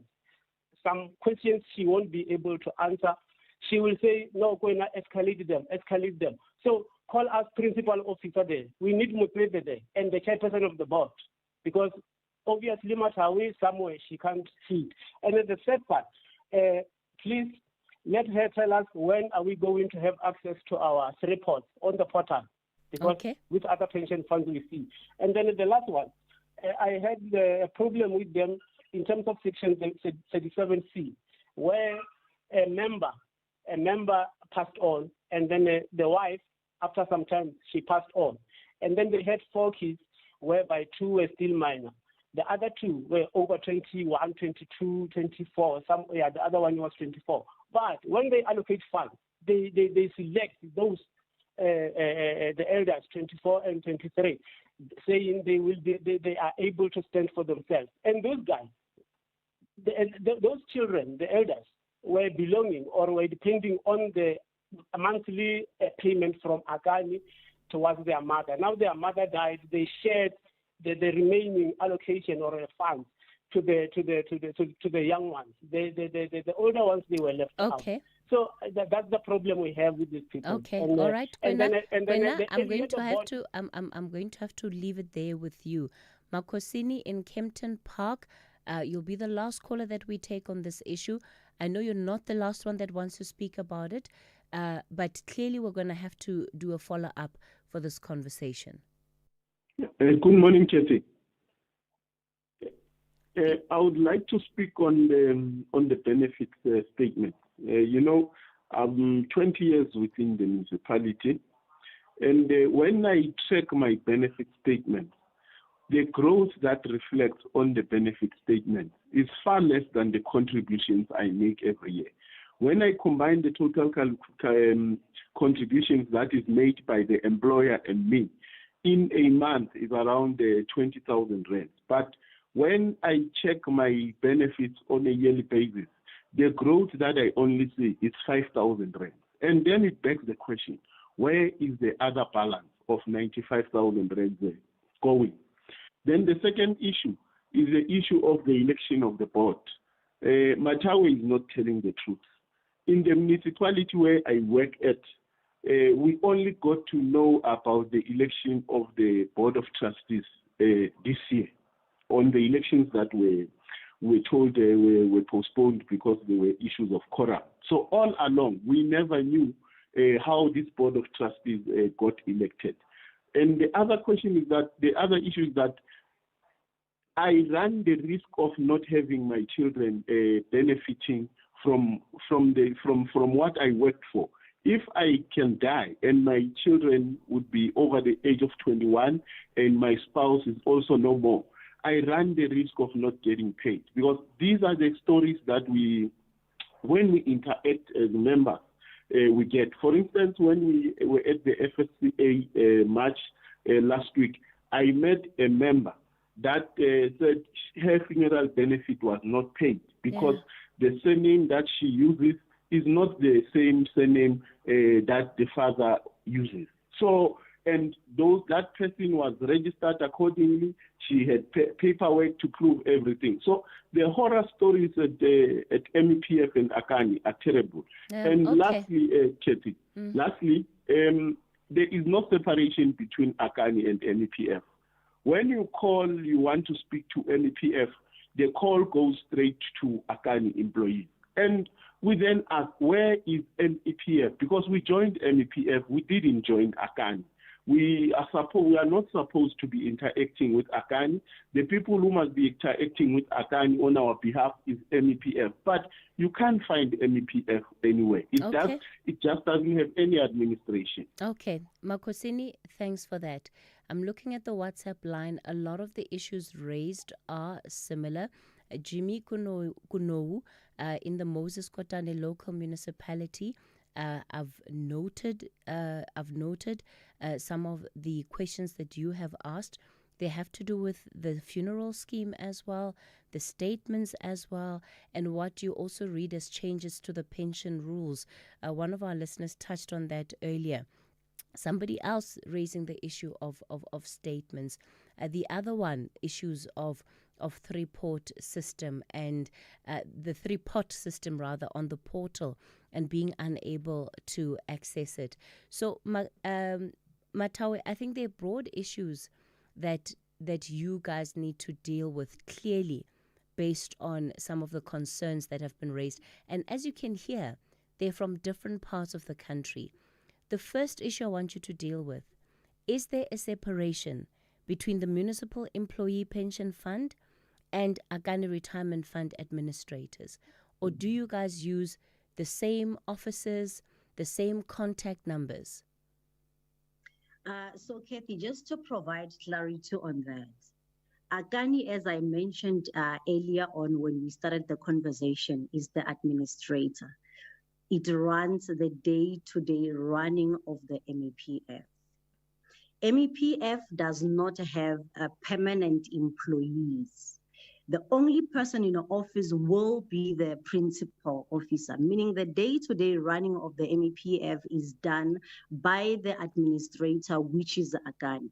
The Board of Trustees are employees of different municipalities. They have their day-to-day at their municipalities. Monthly, they meet to discuss and deliberate on the matters pertaining to the MEPF, the fund, and they look into the books of the fund but the administration thereof, it is done by Akani. Akani represents the Board of Trustees. In one of your comments, you mentioned that the board is operating outside their term. That's not accurate. The board is allowed to proceed as trustees until the next election is held, which will be this year, still by the end of this year. But their term of office had expired, hadn't it? That's what I'm saying. They are allowed to proceed until the next elections, which are going but to it's be out of their held term this year. and Yeah, as you've heard that does not mean they're not operating and outside. as you've heard, there are contestations around what you have said, even on issues of quorums being formed. The quorum, what Sibusiso has said is what he goes around and other people saying to the members in municipality to say the quorum was reached. The quorum was not reached. That was submitted to the FSCA, and all the things that, the submissions that were submitted were given and shown to the FSCA to say this is what we've received from municipalities, and from these municipalities we did not receive all the things. And by the way, the municipalities that submitted not full documents were sent emails. All the municipalities, in fact. First, there is a caller, I think Makosini, I'm not sure which municipality is from. He said he heard about the elections only this year. The first notice went out on the 27th of November last year, 2024, to all the municipalities. Okay, and when we were not receiving all the nominations or the submission of the elections, communications went out again to individual municipalities to say we have not received any submissions from your municipalities. Those who have submitted and had submitted incomplete documents, they were also sent communications to say you've submitted 1, 2, 3, 4, 5, 6 are still outstanding, and there was even an extension given to say you are given an extension to submit the outstanding by this time. And with the extension given, the quorum was not reached. Matawe, this is what we're going to do. A lot of the things that are still on the list require you to go and look at the evidence that the listeners have spoken about. The issue of benefit statements that don't correspond, the issue of statements that have outstanding details. Those are things that you need to go and look into. We will schedule a follow-up conversation with Akani on this and also try to understand then the communication with MEPF as well. After a 2-0 loss against Morocco in the Chan opener, the Angolans are digging deep for their first victory. However, the hosts, Harambee Stars, are chasing their second consecutive win in their own backyard. This is the Total Energies African Nations Championship 2024. Be part of the action. Angola versus Kenya. This Thursday, 7 August at 6 p.m. Live everywhere, for everyone, always on SABC+. Proudly brought to you by SABC Sport. For the love of the game.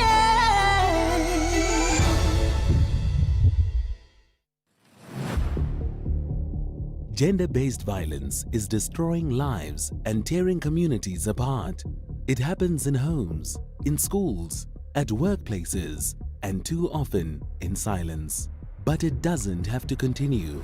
If you see it, speak out. If you are hurting, reach out. Because doing nothing is not an option. Listen to all 19 SABC radio stations from Wednesday, the 23rd of July for hard talk, discussions, advice, dramas, educational shows, and interviews around GBV with experts, survivors, lawmakers, and a whole country affected by gender-based violence. All on your favorite SABC radio station. Call 0800 428 428 to report abuse or get help. GBV, it ends with you. This message is brought to you by the SABC. After a 2-0 loss against Morocco in the Chan opener, the Angolans are digging deep for their first victory. However, the hosts, Harambee Stars, are chasing their second consecutive win in their own backyard. This is the Total Energies African Nations Championship 2024. Be part of the action. Angola versus Kenya. This Thursday, 7 August at 6 p.m. Live everywhere, for everyone, always on SABC+. Proudly brought to you by SABC Sport. For the love of the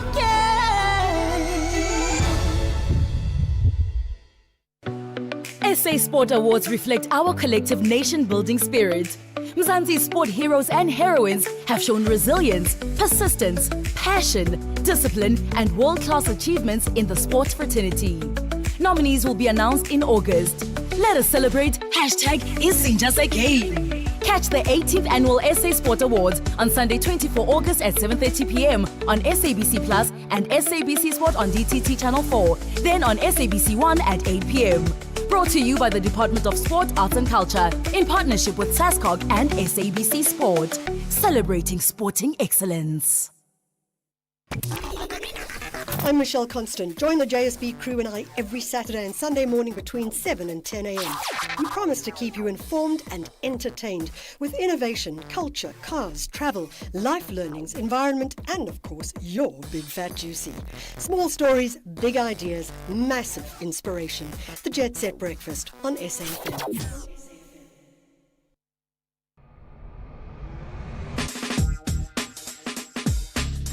SAFM, leading the conversation. All right, we're continuing with our 11 o'clock conversations for this morning. We will do a follow-up on the previous conversation, and I'm going to ask all of our listeners that got in touch, please do send us all the documents that we need to see. Those will also be shared with Akani so that we're able to take this conversation further and really tell whether there's a misreading of these statements or if in fact there are some discrepancies that Akani needs to account for. Well, the newly established Digital News Transformation Fund has appointed its inaugural board is to steer 114 million rand in support for South Africa's small to medium independent newsrooms. This initiative is set to last for 3 years and is designed to strengthen the digital sustainability of independent publishers. Our guests are going to be speaking about these interventions. Aneta Mangaba is board co-chair of the Digital News Transformation Fund. Aneta, good morning. Good morning, Cathy. Good morning to your listeners. Leanne Kunz is a digital media specialist and head of Digital News Transformation Fund. Leanne, good morning to you. Good morning, Cathy. Well, thank you both for joining us for this conversation, and apologies that we ran over with our previous slot of Municipal Watch. Aneta, tell us about the thinking behind the Digital News Transformation Fund. You talk about small to medium independent newsrooms that are being targeted. When we look at the size of newsrooms in South Africa today, I think a lot of them apply to small to medium. But what are you really looking at in as far as who this intervention is supposed to assist? Okay, good morning, Cathy. Good morning to the listeners. So with this fund, we are looking at small, medium publishers around the country, especially independently owned publishers, because we are different from your mainstream, your Media 24s, your Caxton. So this fund is solely for small, medium publishers in the country. What is the qualifying criteria? So what defines one as being small to medium? Okay, we are speaking about newsrooms as small as 1 to 5, run by a staff capacity of 1 to 5. We are speaking about those newsrooms that is based in their local townships, those newsrooms that is independently owned and not owned by big media corporates. Those are your small to medium publishers that we are talking about. That is eligible. Your grassroots independent publishers. Those are the ones that we're talking about. The ones that publishes in their townships. The ones that is based in their townships, speaking about the stories and the interests of their communities in their townships. The ones that owns magazines, the ones that owns newspapers, newsletters that are now transitioning from those traditional ways into the digital space. Those are the ones that we are talking about. I'm quite interested in the fact that you chose digital news as an area of focus. Leanne, speak to us about why. we're seeing at the moment, obviously the media, and specifically the community media space, has been under a lot of financial strain, and that's due to a variety of reasons, but primarily the shift away in terms of revenue from print advertising towards digital platforms. And this was only exacerbated during the COVID-19 period, which forced many local outlets to close or at the very least cut back very drastically. Now, we know that these publishers are critical. They are trusted news providers in local languages. They hold local leaders accountable and they ensure that communities aren't left in the dark from an information perspective. So this fund was created to help these publishers shift from a print-only or predominantly print format to digital channels to enable them to grow audiences and therefore hopefully as a knock-on effect of that to grow revenues and to diversify their revenue streams.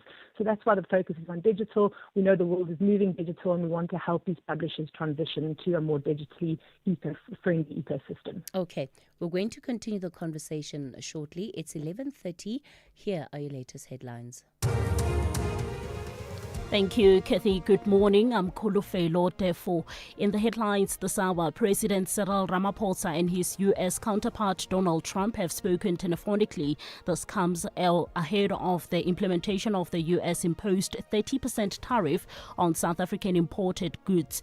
One of the accused number in the Senzo Meyiwa murder trial will not bring in an application for the charges against him to be dismissed. And 4 people have been arrested for the alleged possession of explosives and 2 others for the contravention of Immigration Act in Verulam, Barberton in Mpumalanga. I'll have details at 12. This July, journey beyond the horizon with Chasing the Sun. 5 mesmerizing episodes every Sunday at 7:30 on SABC2 from 13 July to 10 August. Feel the thrill of the adventure, the power of discovery, and stories that light up the skies. Missed an episode? No worries. Stream anytime, anywhere on SABC Plus. No subscription required. Chasing the Sun. Your Sunday nights just got brighter. Tune in to SABC2, Sundays at 7:30 or watch on SABC Plus on demand. For the love of the game.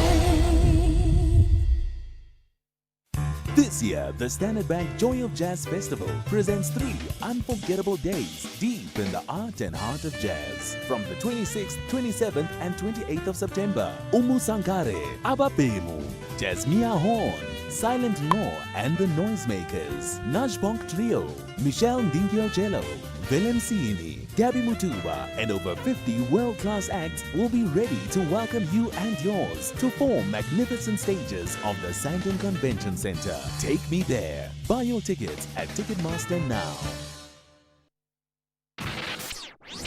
The Talking Point with Cathy Mohlahlana. Weekdays, 9 a.m. till midday. All right, we continue the conversation on the Talking Point. We're looking at the launch of the Digital News Transformation Fund aimed at small to medium independent newsrooms to assist them in their transition to digital platforms. Aneta Mangaba is the board co-chair of the Digital News Transformation Fund, and Leanne Kunz is a digital media specialist and also head of the Digital News Transformation Fund. Leanne, before we went to the break, you spoke about the need for transition, and you believe that if these newsrooms are assisted, then they're able to diversify their income revenue streams. The challenge, of course, that we have with digital is that even your mainstream media is struggling to monetize their presence on digital.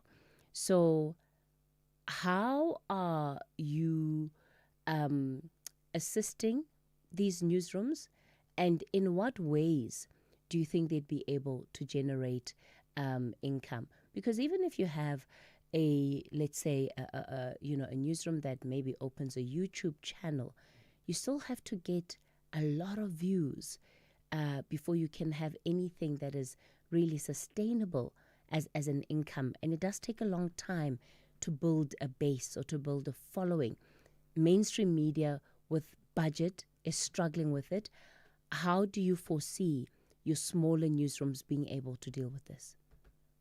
You're absolutely right, Cathy, and that's part of the problem that we're looking to tackle. So what we want to do is in the first year is to provide a baseline from which we can start to build a foundation.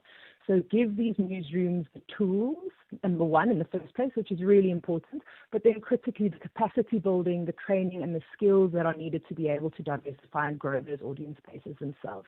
So I think this fund is unique in the sense that it's not only going to provide capital, which is desperately required, but it will also provide the capacity building, the training, the skills that are needed on the side to be able to take that funding and then the knowledge that they've gleaned and use those collectively to be able to develop and grow themselves from a digital perspective.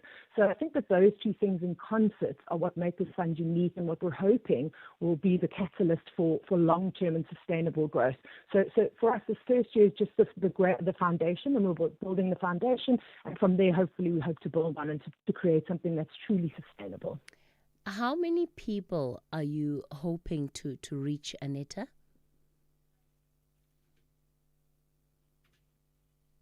Hello, Aneta? Oh, sorry, I was on mute. In the first round, we are looking at 50 beneficiaries. We are looking at 50 beneficiaries. So we will open the fund, yes, to 50 beneficiaries. And when you say 50 beneficiaries, is it a case of you're going to be assisting with paying these journalists maybe stipends? Because we know that small newsrooms, at least independent newsrooms, though, at least the like that you're targeting, often don't have income to begin with. When you talk about tools, are you talking about equipment? I think I just need you to flesh it out for me so that we can truly see how a newsroom would benefit from where it was and perhaps progress to a different stage after your interventions. What are the differences that you're going to be bringing in? So what we're going to do, it's going to vary from applicant to applicant. So when you apply, you're going to tell us exactly what is it that you want, that you are applying for. And then in that application, you need to specify whether you're going to need equipment, whether you're going to need capital, all that. But in every application, we will definitely make sure that there is operational expenditure so that when you employ people to put these systems and tools in place, you can at least compensate them for the work that they are doing. Like Leanne was saying, this is the baseline, this is the foundation. This is just to get our newsrooms from the one level to the other, because especially I'm speaking on behalf of AIP members. Most of our members are print. They are very conversant with print. So what we are doing with this fund, and for those who will be applying, it will be a shift from print to hybrid and ultimately going fully digital. And then we will equip them through the applications that they will be submitting and the needs according to the newsrooms. That is what they will be funded on, but we will make sure that they have operational expenditure, because we know the sector needs that. We need that financial injection as well. Leanne, how are you going to be measuring impact?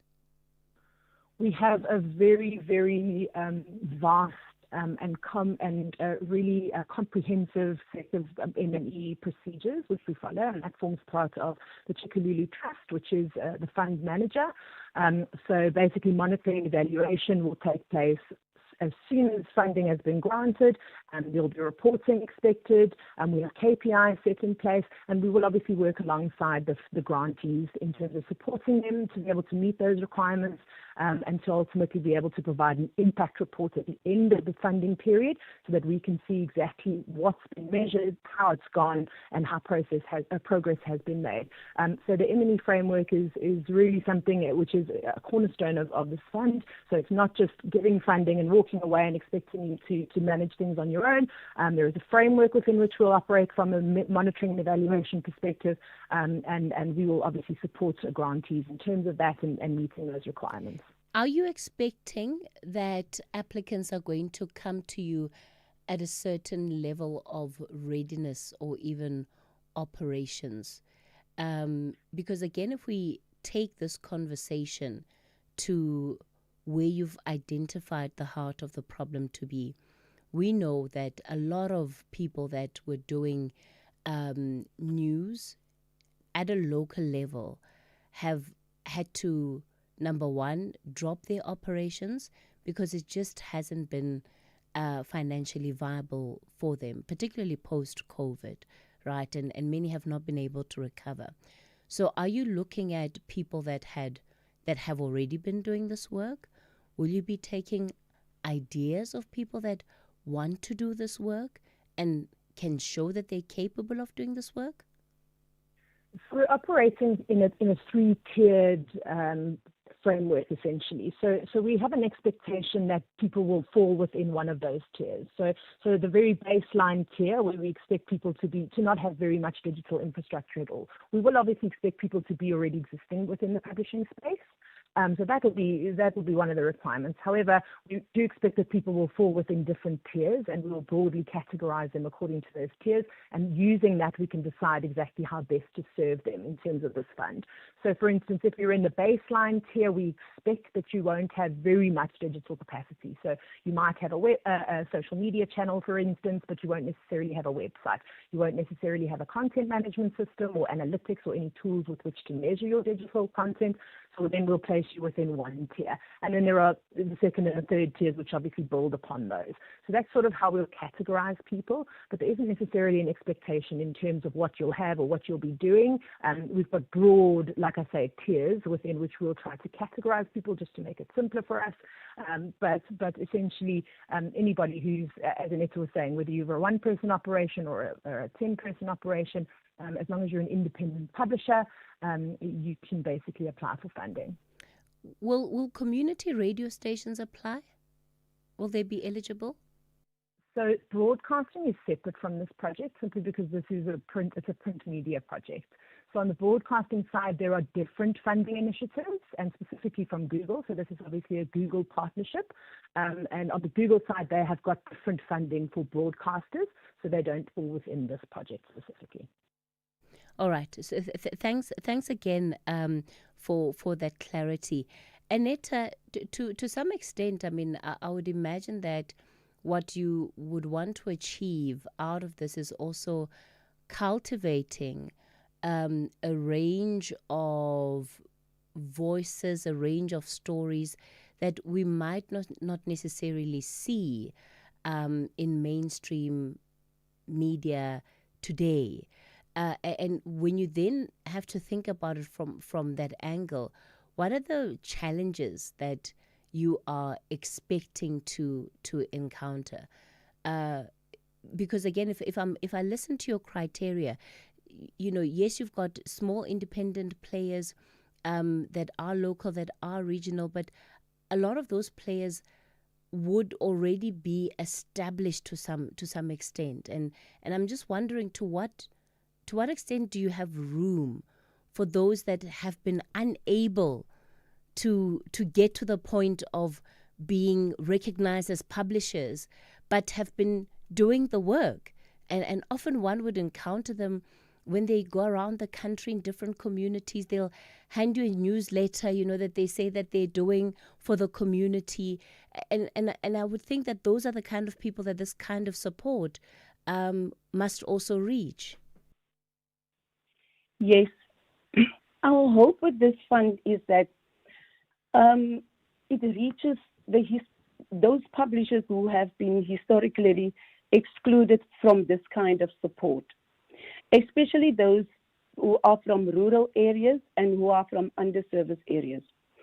So for us as grantors, our success will not be in the number of grants that we award, but we are looking at the transformation of these newsrooms and enabling publishers, editors to take this newsroom from one level to another, building their digital capacity and growing their audience, at the same time giving them or equipping them with tools to use these platforms to sustain themselves then only will we know that this fund is successful. So what I'm saying is that even though you are a publisher in your back room, publishing in indigenous language, the aim of this fund is that we get that voice, that we put it at a digital space that will bring you onto sustainability.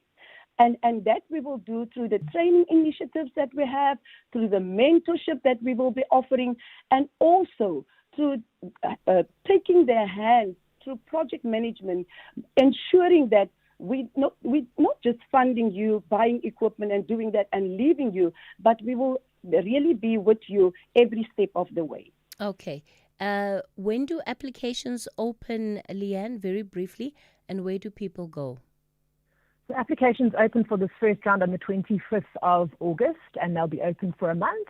They can visit the DNTF website, that's dntfund.org.za, and we'll have an application portal and guidance and all sorts of support for people to apply during the application process.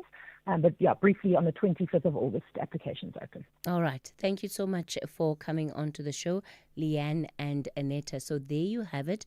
Look out for the opening of that fund, the 25th of August. You'll only have a month to get your applications in.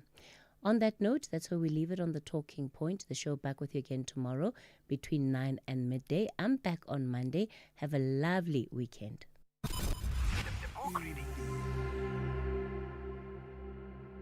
SFM's award-winning drama department presents another episode of the book, A Testament of Hope, the autobiography of Dr. Sam Motsuenyane.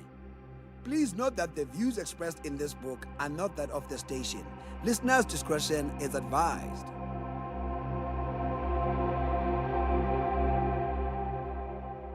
For the purpose of developing this project and many others like it, Balorand and NAFCO created a joint company called Job Creation Pty Limited, of which I became the chairperson. NAFCO's contribution was mainly the provision of training carried out by its industrial organizational staff, who worked very closely with Mr. Hetherington from offices in Isando.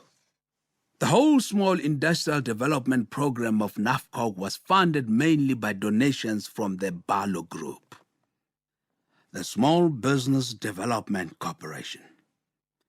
Another organization on whose board I served for a period of 11 years, from 1980 to 1991, was the Small Business Development Corporation, SBDC, now called Business Partners.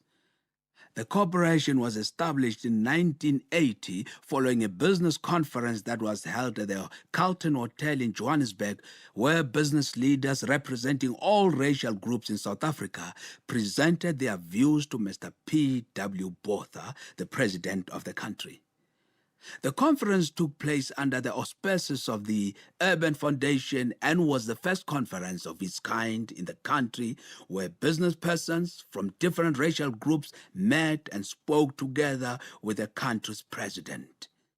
From the point of view of black business, I consider the Carlton Conference to have been the most fruitful and productive meeting between the former National Party-led government and the business people in South Africa. It certainly marks an important milestone in the history of the development of black business in South Africa. Personally, the Carlton Conference offered a rare opportunity to convey and communicate a powerful message about the plight and oppression facing black business, not only to the commercial and industrial giants of the country, but also to the head of state in South Africa. What is very important and worthy of note about the Carlton Conference is that it resulted in the creation of a much-needed institution to fund the development of black businesses. Black business had, up to that point, been severely handicapped from accessing funding from financial institutions. It is also equally significant and noteworthy that when the large companies undertook to raise the necessary capital for the establishment of the Small Business Development Corporation, SBDC, the government agreed to be part of this historic development by acquiring 45% of the company's share capital. I've always felt proud and delighted to be associated with the creation and subsequent development of the SBDC, the first positive instrument created jointly by the South African business community and the government to advance black business development in our country. Other companies on whose boards I served as director between 1986 and 1996 include the First National Bank, 1986 to 1992, Transnet, 1989 to 1994, Independent Development Trust, 1989 to 1996, the Vendor Development Corporation as chairman, 1992 to 1994, Allianz Insurance, 1993 to 1996. One of the most interesting and challenging directorships amongst these was when I held the position of chairman in the Vendor Development Corporation for 2 years. These corporations dealt exclusively with issues of agricultural and infrastructural development, which were more in line with my professional training and experience. I was invited to take over the chairmanship of the corporation following a spell of instability within the organization. After some restructuring of the board, notable progress and stability had been achieved by the time of my resignation. The board consequently arranged a mammoth farewell party on my behalf, indicating the high spirit of harmony and camaraderie which by then prevailed amongst the members of the board. I resigned as director from many of these companies when I went to Parliament as a senator in 1994. In 1996, I relinquished the rest of my directorships when I was deployed to Saudi Arabia by President Mandela. The International Chamber of Commerce. Included on the list of important business organizations that I have had the privilege of joining and working with is the International Chamber of Commerce, ICC, whose headquarters are in Paris. As president of NAFCOC, I encouraged our organization to affiliate to the ICC along with similar business associations around the world, including the White Control Business Organizations in South Africa, to gain international exposure for the disadvantaged and racially segregated black business community in the country. After our affiliation, the ICC Paris Chamber of Commerce offered to train 2 of our NAFCOC staff members, Mr. Eliaza Mahlo, Education Officer, Mr. Brian Kumalo, Secretary in the Administration of Chamber of Commerce. The 2 officials spent 6 months undergoing special training in France at no cost to NAFCOC. The other benefits which accrued to the organization include the opportunity created for members of NAFCOC to attend top-level meetings and conferences around the world. At such meetings and conferences, we gained much knowledge and information which enhanced our ability to lead and to operate more effectively in the international business fraternity. Once NAFCOC became an affiliated member of the ICC, I served on its committees and was eventually appointed as chairperson of ICC member affiliates in South Africa. The International Chamber of Commerce's main objectives were to urge governments throughout the world to endeavor to promote economic policies that were consistent with free enterprise principles. Governments which espoused protectionist policies were regarded as being in conflict with the free enterprise principles and philosophy. For a period of nearly 10 years, I and other leaders of NAFCOC attended ICC meetings and conferences in various countries of the world. I personally attended the ICC conferences in Lisbon, Portugal, 1975, Madrid, Spain, 1977, Disney World, Florida, 1979, Istanbul, Turkey, 1980, Manila, Philippines, 1983, Stockholm, Sweden, 1984, Hamburg, Germany, 1986, and New Delhi, India, 1988. Besides attending the above conferences, I took trips on several occasions to attend ICC board meetings in Paris. During my visits to Paris, I developed very close relationships with senior officials of the Paris Chamber of Commerce who on different occasions visited our NAFCOC offices in South Africa. Someone with whom I formed a close relationship was the late Dr. Ali Rangunwala from Pakistan, who was at one time president of the ICC. He was also the president of the Memon Foundation, which had strong links to the South African Muslim community. During one of his visits to South Africa, Dr. Rangunwala encouraged the administration of the Memon Foundation in South Africa to make a substantial donation towards the building of NAFCOC's Management and Leadership Center in Soshanguve. I cannot forget how often, as South Africans, we encountered problems with gaining entry into countries that were passionately opposed to South Africa's racially discriminatory policies of apartheid. To gain entry into the Philippines in 1983 was not an easy process. Neither black nor white delegates from South Africa could be granted visas in Hong Kong by that country's representative. Both Mr. P.G. Gumede, the deputy president of NAFCOC, and I were granted visas to travel to Manila after waiting for a long time in Hong Kong. Our white South African business colleagues were denied entry into that country. However, some of our South African friends found another way of gaining entry into the Philippines by using British passports which they had in their possession. The entry into New Delhi in India in 1988 also proved to be quite difficult.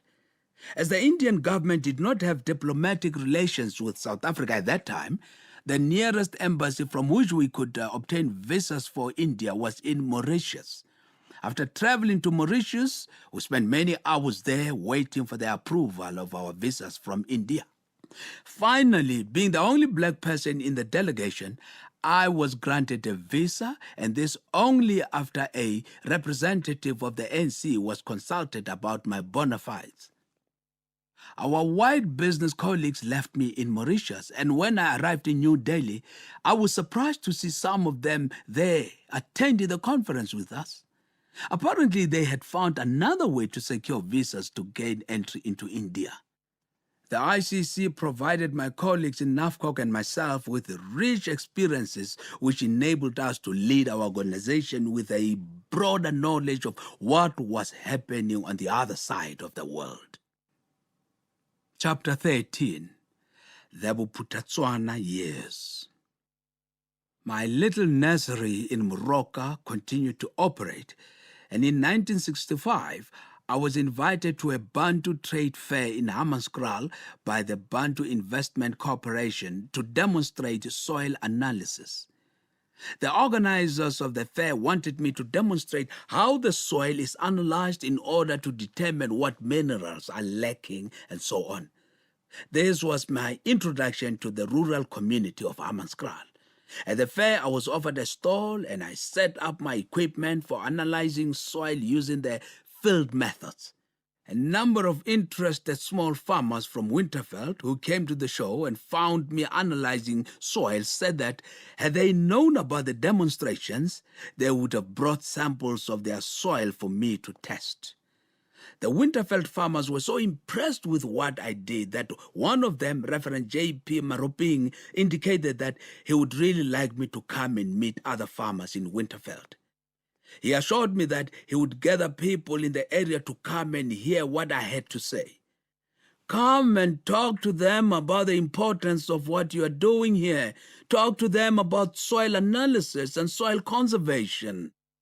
Another person who came to my stall and was equally impressed with the soil analysis demonstration was Chief Lucas Mangope of Buputatswana. As a farmer, he immediately struck a friendship with me and later asked me to visit his area. To both these requests, I gladly agreed. On an arranged date, I drove to Winterveld to meet with a group of older people who were interested in agriculture. Reverend Maruping had convened the meeting attended by, amongst others, Mr. A. Mputi, Mr. J. R. Ramila, Mr. J. Lishabani, Mr. E. Tlapani, Mr. J. Pule, and a lot of other people who had bought properties in the area. Reverend Marupeng was already producing vegetables on his land. The people of Winterveld were receptive to my advice and agreed in principle when I suggested that they should organize themselves and form the Winterveld Farmers Association.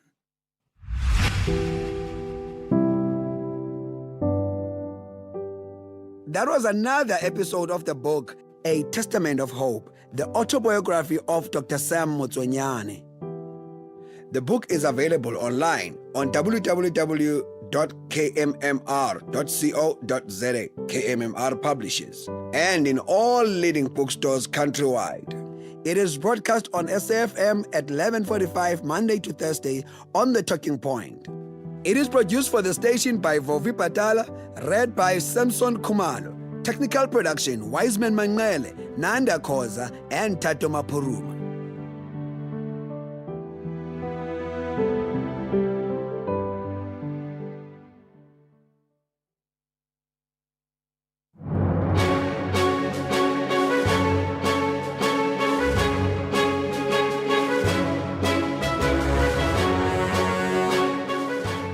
12 o'clock on Thursday, the 7th of August 2025. A very warm welcome to Updated Noon here on SAFM. Leading the conversation, I'm Sakina Kamwendo. Coming up in the next hour. Government's efforts remain focused on growing the economy to save and create new jobs, which include intensifying diversification efforts and strengthening our global supply chain integration. President Cyril Ramaphosa has reached out to U.S. President Donald Trump to strengthen South Africa's negotiation efforts on the trade agreement.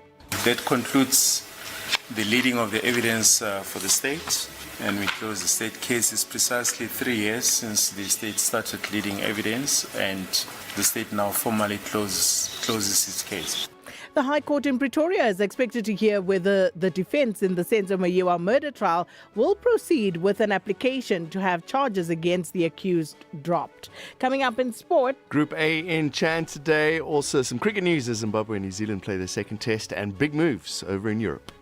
That's John Gericke, and we'll get those details from him later on in the show. In the meantime, we'd love to hear from you. Let us know what's on your mind. 41391 is the SMS line number. Just a reminder, you will be charged R1.50 per SMS. You can also write to us via X at SABC News_radio, or send us a WhatsApp voice note on 082-692-3909. Well, these and more stories coming your way on this Thursday edition of Updated Noon. First, though, here's the latest news with Kulufelo Tefo.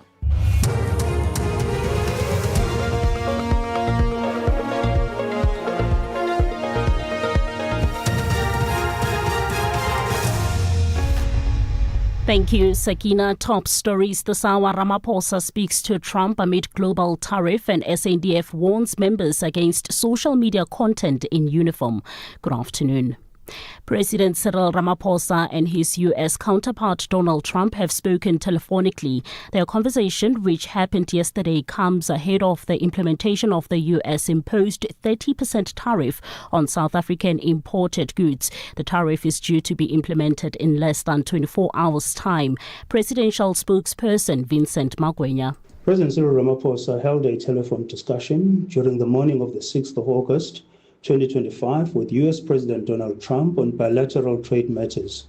The two leaders undertook to continue with further engagements, recognizing the various trade negotiations the U.S. is currently involved in.